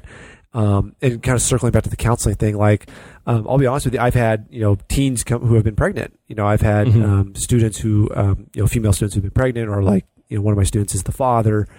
And I'll tell them straight up, dude, it doesn't matter if you're 18, 16, 28, 38. Being a parent's terrifying. When you found out, you're just like, I'm in charge of someone else's life. Mm-hmm. That's, I mean, no matter how old you are, that is terrifying. Right. So once you can kind of, wrap your head around that, because it is almost this out of body experience. This is my kid. Right. When it is crazy, man. And you'll know, dude, when it happens to you, man. And I really hope that does happen to you, man, because you're a good guy. And hey, I appreciate that. Dad, and and so, the podcast will be going in your 40s. Hey, I'm finally a parent, everyone. I mean, I don't think my dad didn't have me till he was in his 40s. Oh wow, yeah. Okay. So cool. I mean, it kind of runs in the. He didn't get married till he was in his 40s. So Yeah, man. So I mean, everyone goes at their own pace, and when it happens for you, it's going to happen. Yeah. I just want to be able to, if I have the kid, if and when I have a kid, be old enough to like experience my life with the kid. Not like, oh, the kid's 15 and I'm 95 years old. And I'm dead. that would suck. So, not to get too much on my kid stuff. Was there anything you wanted to discuss before I get into another reason why I have you on the show? Well, we got to circle back on the Bulls Jordan stuff. Yep. If that's where you're going with it. We can go to the Bulls Jordan stuff because that'll be a good segue to the Warriors basketball. Okay. So you want to go finals first and then end it with childhood Jordan Bulls memories, or should I use that to explain? Let's go. We're still talking about kids and childhood and all that stuff. So, yeah, Bulls. Okay. Because I guess the main question, I'll use this opportunity to kind of talk about being a Warriors fan. Because, if people haven't... Yeah, why aren't you a Kings fan? Yes, okay. So, and that's the question that I'd get, and, automatically it's, oh, you're a bandwagoner because you're not rooting for your local team. So growing up, my first introduction to basketball was Michael Jordan. He is, to this day, the best athlete I have or will ever seen. Fuck you, not you, fuck you listening, anybody who thinks LeBron's better than him. Michael Jordan is the GOAT. Okay. And I know Tony's going to agree with me because he's a Bulls fan, but I think you truly do feel like that. I mean, right. I know you're not saying because you're a Bulls fan. No, I agree. He's the GOAT. But not only that, man, he's like an icon of my childhood, if that makes sense. We just talked about Space Jam. He's a cultural icon. He's part of my life. I know that sounds kind of melodramatic, but it's the truth. It's 100% the truth. I completely agree with you. He made me become the fan of a team. And I know this is actually your team, which is kind of cool to talk to you about it. But I grew up in California on the West Coast, rooting for the Chicago Bulls passionately. Wow. I remember. Excuse me, in second grade, I got a book from the book fair, and it was a Chicago Bulls yearbook. So that just kind of tells you. And when they three-peated the second time, so the first time I don't really remember too much because I was so young, but I remember their first championship in 95, 96, and I believe that's when they had the 72 wins. Mm-hmm. Yep, 72 and 10. That was the season that got me into basketball, as a kid. So I was, what were we? 8 or 9, something like that. But that was my first introduction to the NBA and what it was about. And so I was diehard Jordan and the Bulls, man. When they played the Sonics and they went against the Jazz a couple years, I hated Karl Malone, John Stockton, and all those guys. I hated the Pacers because they had Reggie and so the Magic with Shaq and Penny. Oh God, yeah, man. So and then they three-peated, and then I believe he retired again for the second time after that. Is that okay? He did retire, and that was super heartbreaking. They blew it up, man. They blew it up. That was one of the more heartbreaking things ever.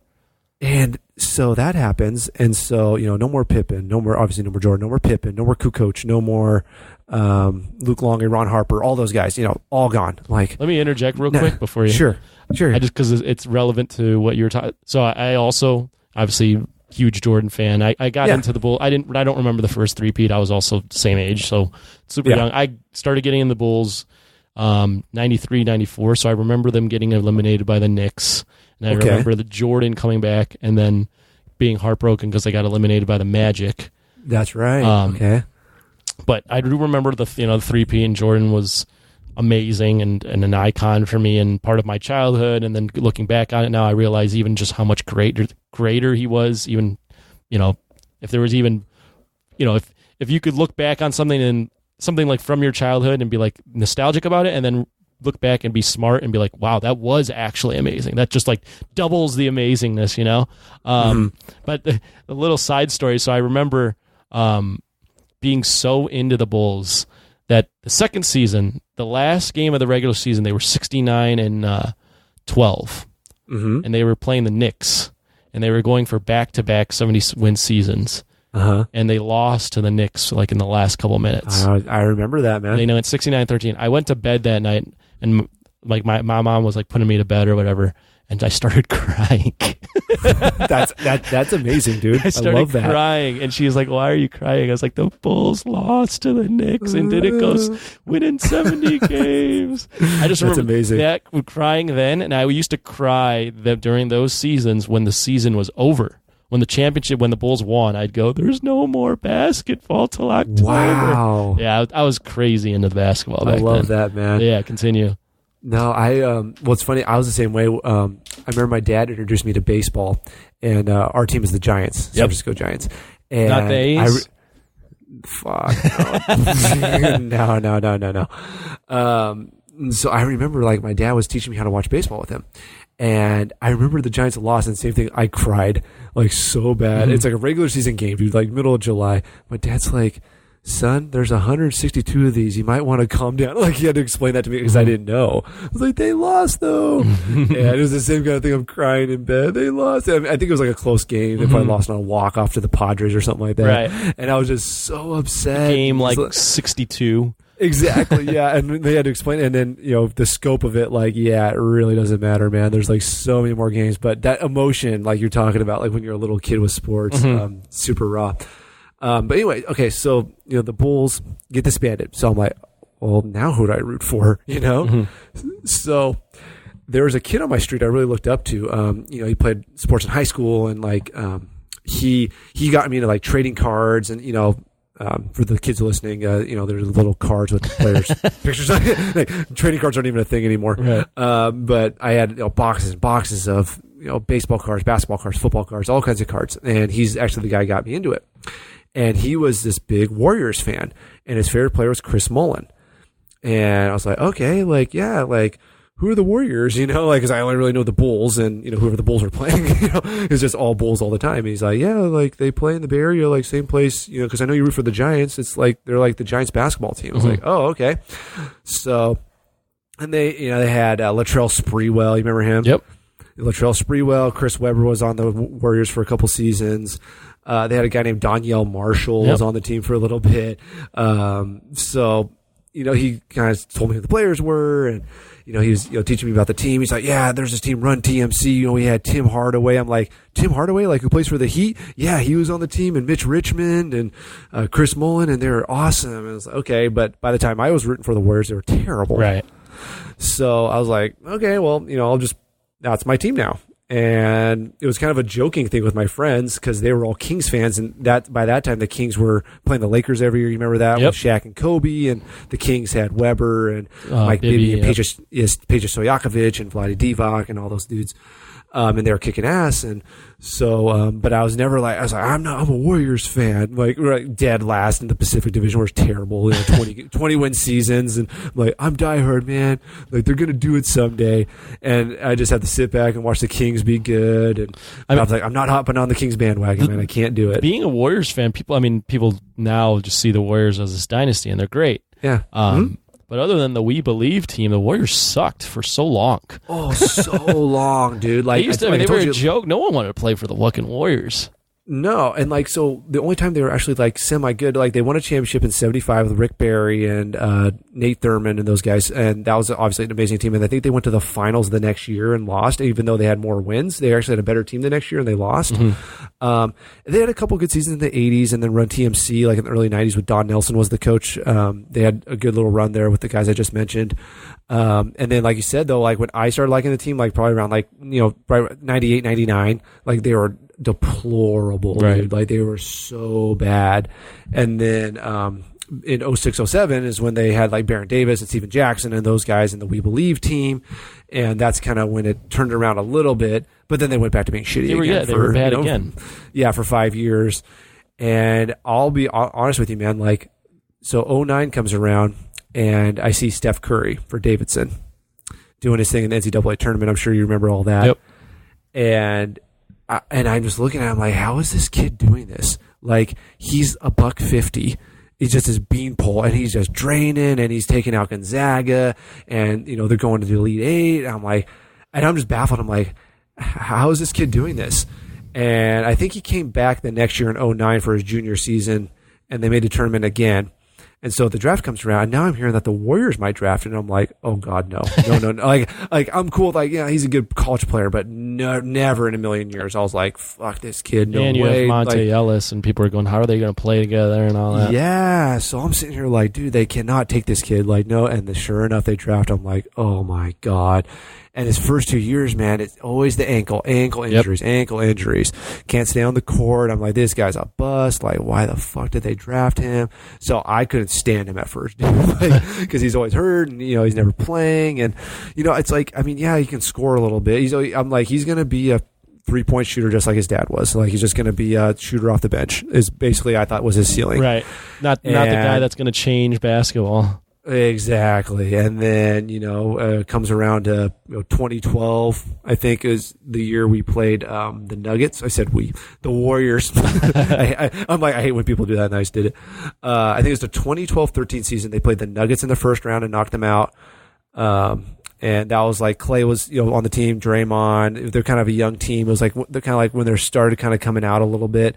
They had David Lee, and they knocked out the Nuggets, who I think were the 3 seed that year, and they were the 6 seed. Yep. And they ended up losing to the Spurs. And I'm trying to remember, did the Spurs go to the finals that year?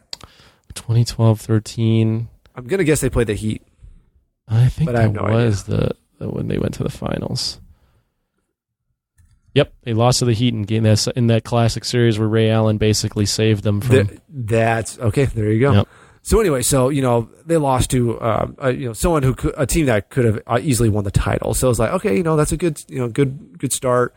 They're kind of moving in the right direction. And I think the next year they lost in the first round to the Clippers. Yeah. Then they fired Mark Jackson, bring in Steve Kerr. Hey, it's that guy who played for the Bulls, the 3-point shooter. Right. So that's all I know him from, is playing for the Bulls. And now he's going to be the head coach. Like, all right, like, I know he worked for TNT and did some broadcasting, worked for the Suns for a little bit. But that's really all I knew about him. And so they bring him in as the coach. And I think they brought in Iguodala as a free agent. And they already had Draymond, Clay, and Steph. And I know they actually brought in Iguodala the year before. Oh, did they? Yep. Okay. They lost the Clippers. Okay, so I'm off a year.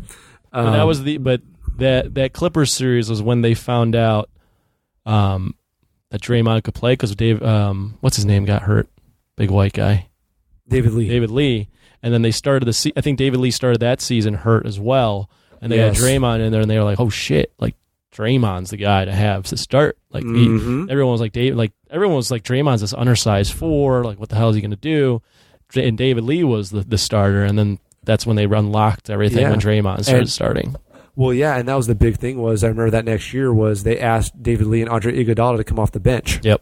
And that was the big thing. Yep. But that was amazing. You have 2 all-stars coming off the bench. Right. And that's where the whole strength in numbers thing started, and then they had this crazy depth, and and now the rest is history. The rest is history. That is my Warriors fandom story. I don't want to talk about it too much because it'll just completely date this podcast. But we have to talk about it because you're a Warriors fan. So we're recording this on Tuesday, June 11th. So the current series of the NBA Finals is Raptors 3, Warriors 2. Yes. One of the most crazy games emotionally I've ever seen as far as a finals game, and especially if you're a Warriors fan and an NBA fan. Warriors came back, or Warriors were down 6 with like 3 minutes left. Raptors are looking like they're going to win the title on their home floor, and the Splash Brothers just pulled it out of their ass. But you also have the controversy of the fact that Kevin Durant was cleared to play and was looking great, and immediately tore his Achilles. Did it come out that he tore his Achilles? He probably did. He's going to New York to get looked at. I think that's what they think is likely what happened, but I don't know if there's been an official diagnosis. Yeah, as of this time, there hasn't, but the way they reacted, and there was even slow. Did you see that slow-mo video? I did. Yeah, it looks like something happened, and Bob Myers, as the Warriors GM, was just almost in fucking tears. So, he was in tears, man. Yeah. It's been all. I listen to Bay Area Talk Radio all day, and they've been talking about it all day, and so the emotion, man. What are your thoughts? That's just a crazy fucking game, and all the emotion. Well, it's crazy. There's so much honestly, to unpack there. Dude, it's like we could do a whole podcast on just that game. The way that Durant came out just nailing those threes, man. 3 for 3 from 3. It was like he hadn't left. Right. He looked great. You know, I know. And it's just like, oh my God. Like, so I'm like, they might pull this shit off. You know, like with the way he was playing and the momentum. And I remember seeing that, but I do remember, though, hearing before the game and in game thinking, well, this is a little strange. Because I remember Kerr going no minutes restriction. I'm like, what? This guy hasn't been practicing. Oh, I know. And then he played, I think the first, out of 14 minutes, he played 12. And so he goes to the bench, and they have the big ice pack on. And I think I was just watching him, and I'm like, okay, is he just going to kind of camp out behind the arc, and that's going to be his role tonight, which is great. I mean, it could just be a sniper, because let's be honest, there's nobody else on the team who can make a three right now except Clay and Steph. Mm-hmm. So if that's his role, great. You know, like, right. I mean, yeah, like we know he drives to the rim. He likes those mid-range jumpers. Like, that's his game, but he's going to have to adjust with the injury. Great. And then he goes to do that crossover, you know, and actually the play, okay, there was a play before that where, remember, he like fell over. Yeah. Well, Serge Ibaka drove for the ball and like undercut him.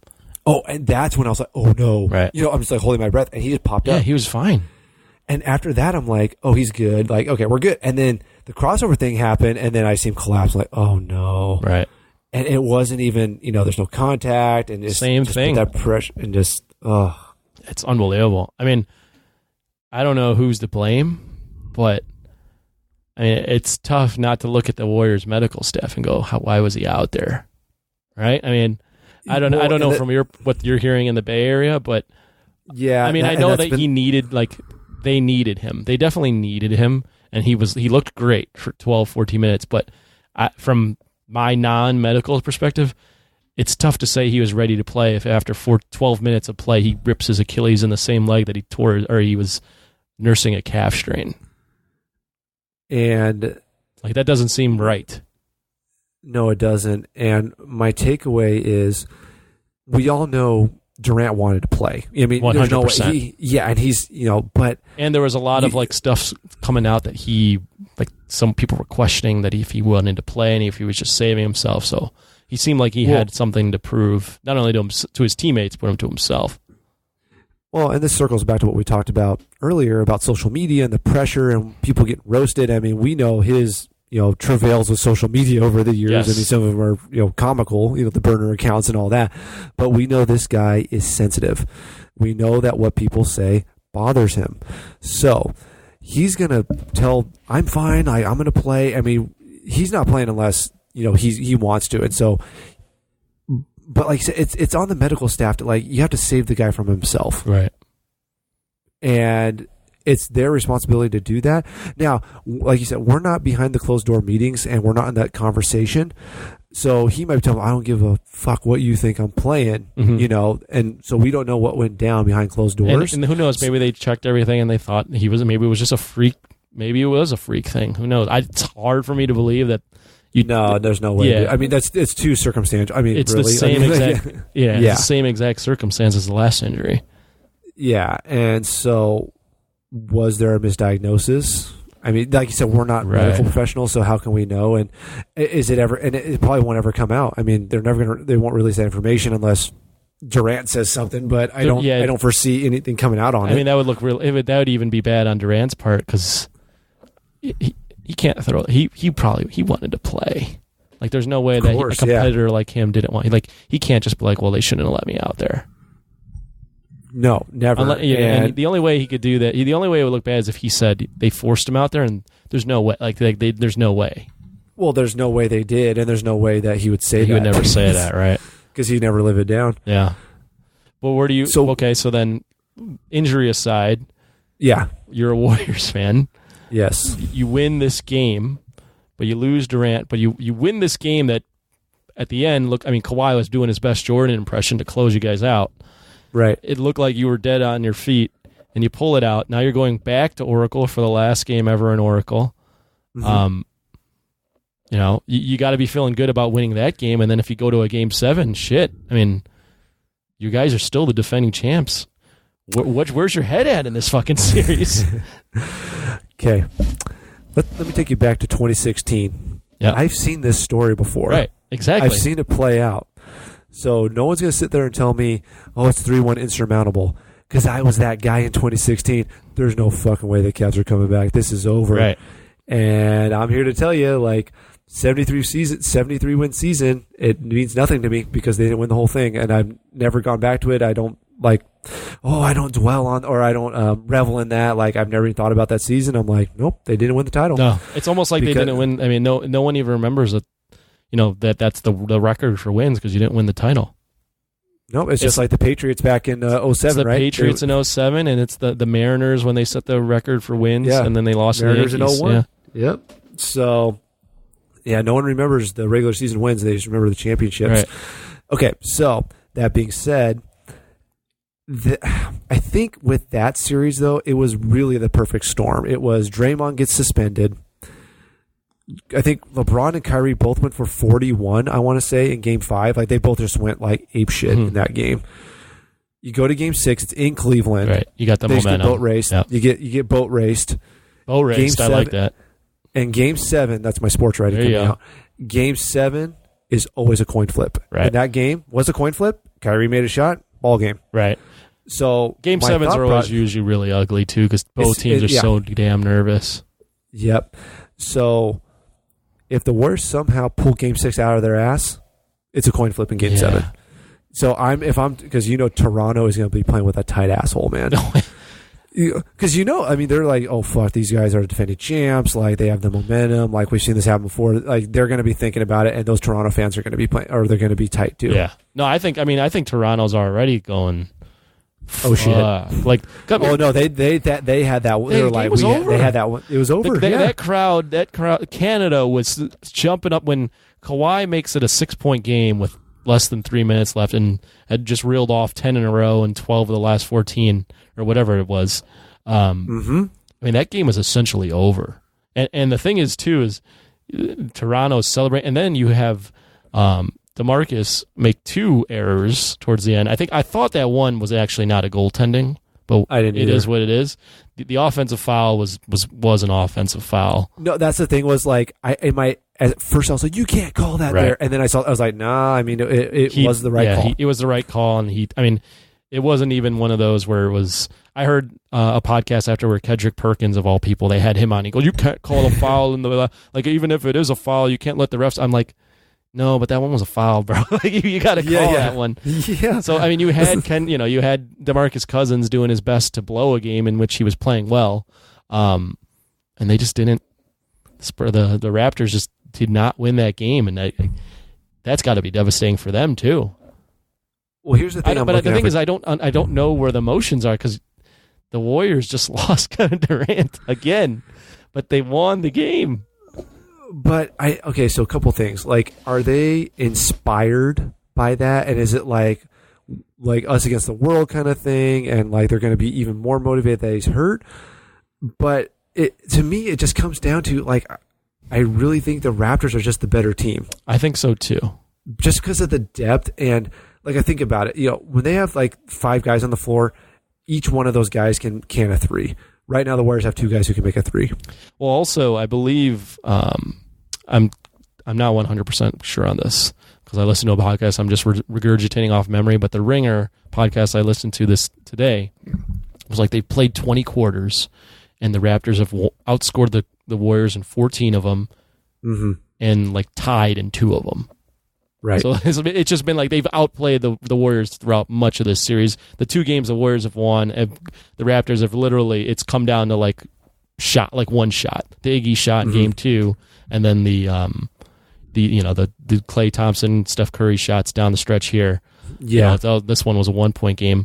The other 3 games have been, I mean, the Warriors have just shit kicked the Raptors have shit kicked the Warriors basically in those other games. So, and here's why I come down on this. Like, I'm thinking about Game 6 again. Like, you cannot sit here and tell me the Warriors are going to seriously lose 3 games at Oracle. That's tough for me to believe. That's insane, dude. And if they do, like, fuck, the Raptors have earned it. I'm giving them, like, I'm already giving them the props, dude. I'm not one of those like rose-colored glasses, like, oh, Warriors are the best. Like, no, man, the Raptors have fucking outplayed them. They deserve that, man. Like, I'll be the first to be like, congratulations, guys. Like, as someone who's a fan of a long-suffering franchise, like, I'm happy for you guys. Like, we won 2 in a row. Like, I'm totally like one of those people, like if the Warriors lose, like I'm good. Like a true Warriors fan like knows how shitty this team was, like, and the fact that you're bitching that they might not win a three-peat, like you're a fucking idiot. Like, I'm sorry. Like, I mean, and you got, like as a Cubs fan, like, oh yeah, like, being a fan of a team who's been through something like that, it's just, you're an idiot. Like, you can't like just be thankful for what you got, man. Like, I'm already, I hear people complain about the Cubs, and I go, shit, man, they've won. They've been to the playoffs 4 straight years. They went to the NFC, or not NFC, Jesus Christ, the NL division or the conference championship. What was it? The NL. What are the fucking division? The NL NLDS? No, not the division championship. What's that? The NLCS, National League Championship Series. National League Championship Series 3 years in a row. Like, we've won a World Series. Like, it's still great. Like, don't start shitting on this. Yeah. So, like, it was funny. Like, I was like, in the game last night, I was just resigning myself. Like, hey, man, they give their all. Like, Durant tried, fucking towards Achilles for the team. Like, right. What more can we ask for, man? Like, right. I mean, that's it. And then they pulled it out of their ass. I'm like, I have to go through another one of these games. Fuck. But it's been a fun ride, man. It's been fun to watch. And well, let me ask you one more thing on sports, and then we'll wrap it up here. I have a question for you for sports, and I think hopefully we can squeeze it. We can squeeze them both. Okay. So I'll ask you first. Okay. What happens now with Kevin Durant? Ooh. Well, let's assume it's an Achilles tear. Sure. Yeah, that's okay. Which, we kind of figured out it is, right? We figure it is, right? Which is, we figure it is. It's the worst basketball injury. It's worse. It's considered worse than tearing your ACL.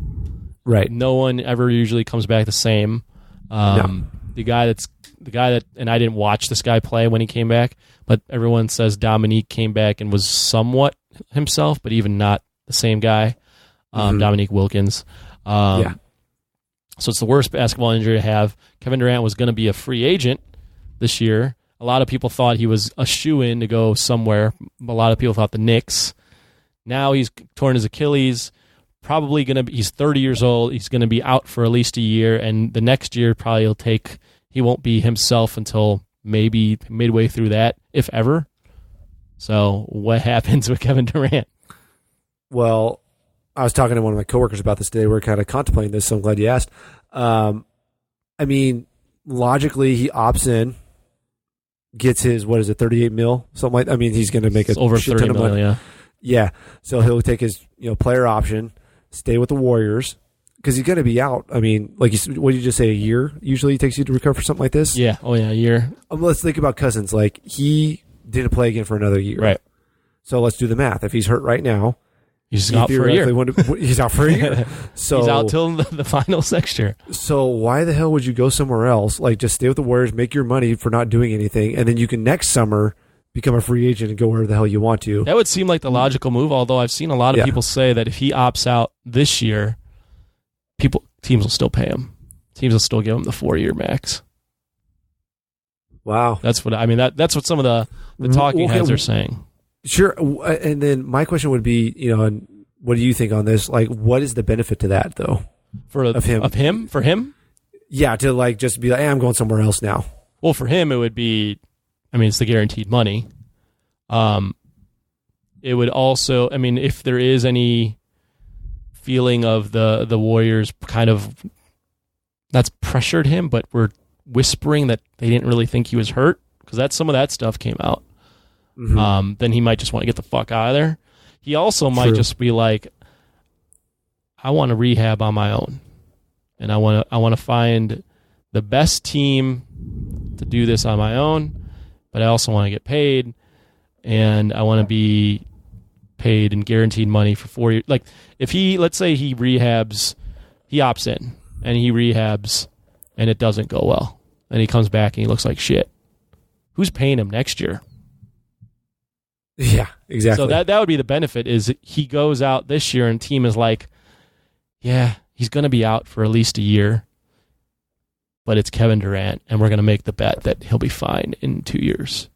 So like, if you're New York, you're probably like, we suck. We've sucked forever. We never make the right choices. let's just roll the dice and get Kevin Durant. So, and now something you said kind of sticking with me though. If he comes back and he's never the same, right? Like he's not going to be able to go to New York and resurrect the Knicks. Right? Ain't happening. He'll be 32 by then. Yep. Playing with a bum Achilles, like he's not lifting that team to a championship. I don't give a shit if he's got Kyrie or whoever. I mean, it ain't happening, dude. I mean, the Bucks are on the up.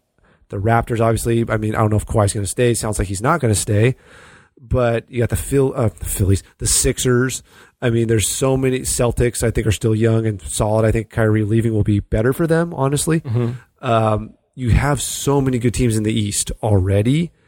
And now you're going to try to come in, taking a year off of playing basketball, coming off a bum Achilles with a new team that's really not going to have a lot of pieces in place.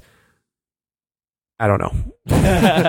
I think a situation like the Clippers might be better for him. I hear about him going to the Clippers and maybe Kawhi going. I don't know, man. The summer's gonna be interesting. It'll definitely be interesting. I remember you last summer. Me and Chaz kind of talked about that. That was what we talked about on that Jock Talk was the summer free agency, and it's crazy. Paying attention where all the free agents go. It's going to be, and then the draft. Obviously, before that, it's a lot of drama, man. It is. What was your question for me? Okay, so we're still in sports, but going away from the finals. So, as a Chicago sports fan, I'll put you on the spot here. What are your? I don't know if you have. I'll say 5. You can pare it down to 3 if you want. Top 3 or 5, like gut wrenching moments, like in sports, like Bears, as a Chicago Cubs. sports fan. Yeah, like where you're like, oh man, that one ripped my heart out. I think that you talk about you crying, back in the day, the kind of think about because I've got some for my teams, but. I'm just curious if there's one like you remember from like being a kid or even recently where you're just like, okay, let's hear it.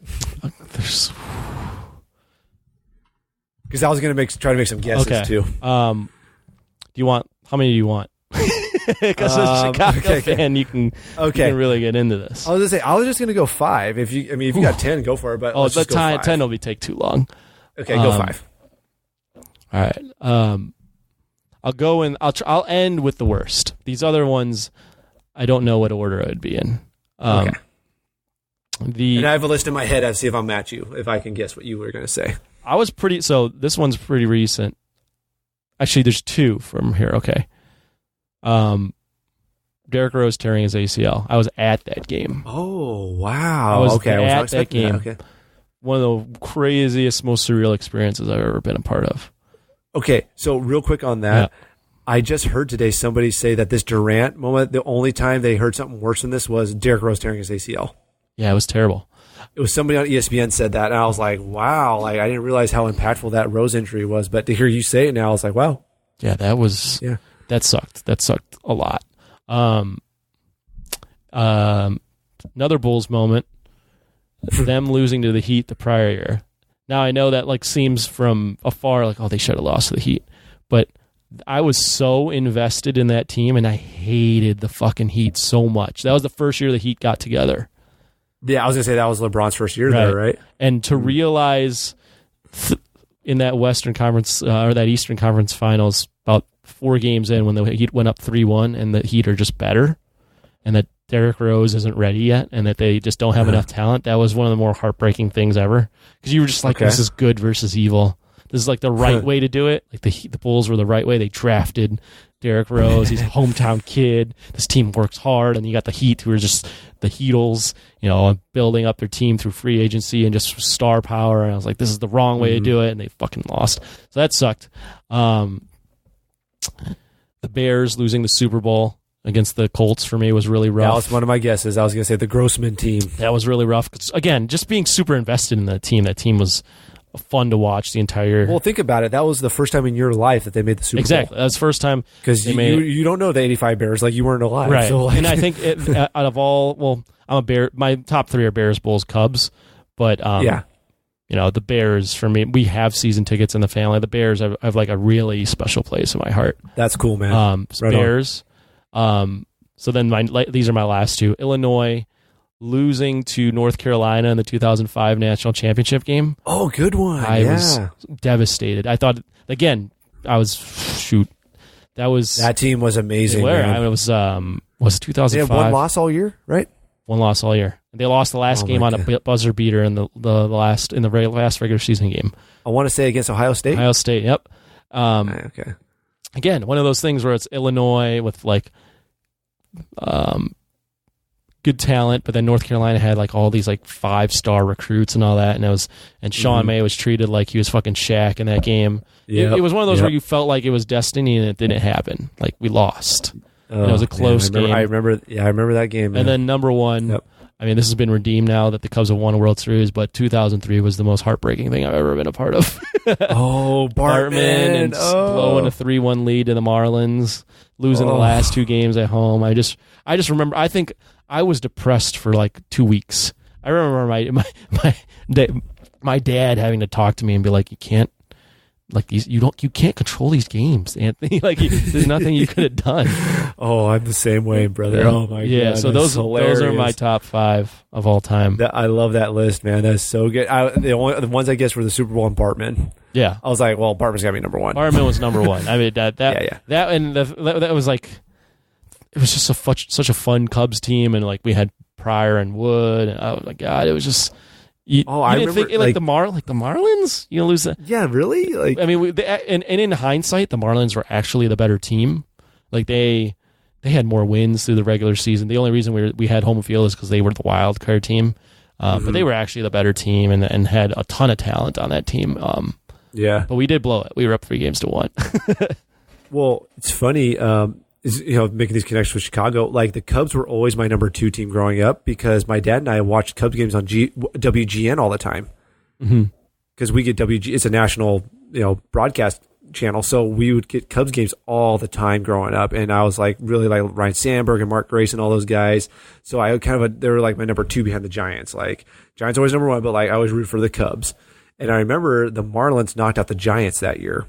And so I was pulling hard for the Cubs because I was like, Cubs never been there. Like, come on, Cubbies. And I even had like a Cubs hat and stuff. And like, I was pulling for them. And oh God, man, I totally remember that. But for you, like as someone who like, that's your team, like, oh, I can't even imagine, dude. Oh, it was, I remember vividly being in driver's ed a week out and my driver teacher going, "What's wrong, man?" I'm like, "The Cubs lost, man. That was terrible." He's like, "That happened a week ago." You got to get still over burns, it, dude. Man. It still hurts. I know, but I can't stop thinking about it. It was so bad. Yeah. So, okay, I'll give you my quick 5 go ahead. me. All right. So this is more like Bay Area teams. So like I'm a Giants fan, Niners fan, Warriors, and then Fresno State's my college.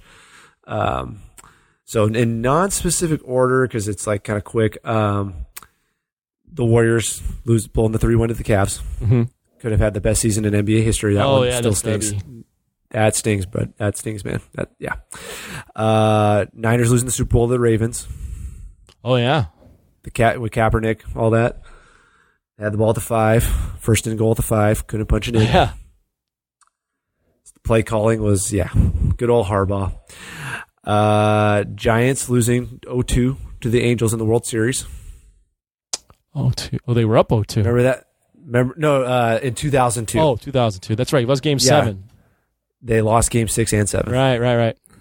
Yep, they were up 3-2 in that series. That has since been redeemed. They won 3 in 5 years, so that one doesn't really sting as much. Right. But it's just like I remember it so vividly. Like so, it's like a fresh. Even though they did win the 3, like that was more like when I was a kid and like super into it. So that one hurts pretty bad. Another Niner one, losing to the Seahawks in the 2013-14 championship game. Was that when Richard Sherman batted a pass screamed on the camera on Fox? Crabtree's hot hands, yeah. Yeah. So I'd throw that one up there. And then the last one is also a Niners one because it was 3 years in a row like we got our like heartbroken. They lost to the Giants in the NFC Championship game and Kyle Williams muffed the punt. Oh, yeah. Remember that? I do. Yeah. And then right there, just set the field goal for the Giants, and the Giants went on to win the Super Bowl. Man, I mean, that's a list. I'm biased because I'm Chicago. I think my list is worse, but that's a tough list, too. Well, your list is worse because, like, your teams are so much more long suffering, except the Bulls, because, I mean, they won 6 championships. You're and good. I was alive, and I was a child when they won them. Which I mean, like Yeah. a child that could remember things at that time. Yeah. So those sucked. The Bears has been a long time. Oh man, Illinois that is game. never. I'm a big Illinois guy. Obviously, I went to school there, but even before I went to school there, I was a big Illinois fan. So that one was rough. And then up until the time, the Cubs, that was really rough. But even then, now it's been redeemed with them winning the World Series while I was alive. Yeah, the Bears game last year with the Eagles, man. That one, I forgot about that. Was a rough one too. It's fresh, man. That one's so, but yeah. Well, it's funny because I remember after the game, the first thing I did is went to the Jock and Nerd Facebook page because I know a bunch of people on there are Bears fans because most of our fans are, Illinois, Chicago area people.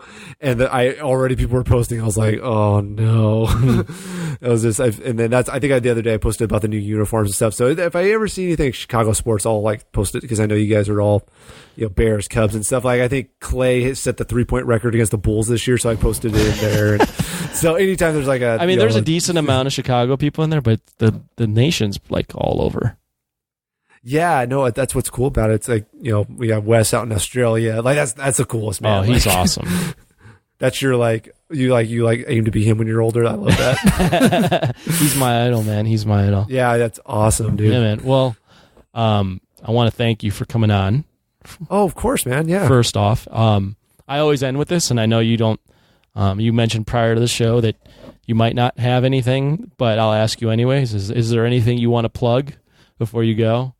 And it doesn't need to be social media. It can be things you're watching, whatever. Yeah, the only thing I would plug is the Jock and Nerd podcast and the spinoff show. No, seriously, especially for people that get on Patreon. There's so much good content. These guys are putting out, so much work to put these shows out every week. And I've been supporting for 3 years now. So I just keep spreading the word about the podcast, retweeting on social media, sharing on Facebook. People are inviting people to the Jock and Nerd Nation page, which, by the way, before we go, I coined that. So anybody wants to know Jock and Nerd Nation, that was me. That was me. Oh, no kidding. Yeah, I told that. I think I said it in a voicemail or an email one time, and Imran used it for the Facebook group name. Oh. So I am the Jock and Nerd Nation creator. Kind of. Just the name of the group. Thank you, man. Well, yeah. Again, appreciate your time, and it was fun chatting with you. You too, man. Take care. Thank man. you. This is a Danger Entertainment podcast. DangerEntertainment.net. Danger Entertainment Podcast Network.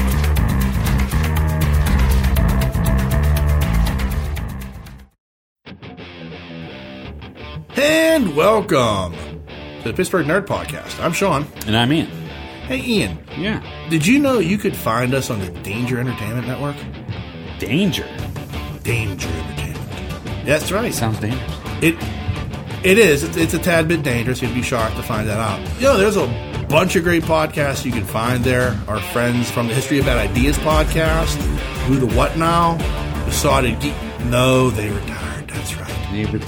They retired. But there are a bunch of other great podcasts you can find there, along with us. We're the Pittsburgh Nerd Podcast, and we do pop culture and chili cheese dogs and whatever else floats our fancy. Yeah. Check us out. For sure. For sure. We're on most podcatchers, so give us a look. Peace. Hey, hooligans, this is Michael.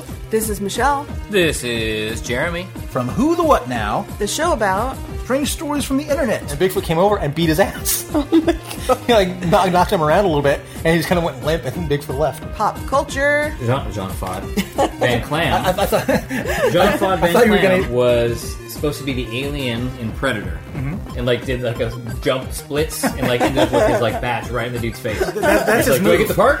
In our crazy lives. I'm like, oh, there's a cat on my back. And then all of a sudden I feel something. I feel a furry paw go down my ass crack. Just slide right down my ass crack. I was like, what are you doing? You can catch us on all your favorite podcast applications. Spotify. iTunes. Libsyn. iHeartRadio. Stitcher. Your mamas. And wherever else they have quality podcasts. So don't miss out on the next Who the What Now?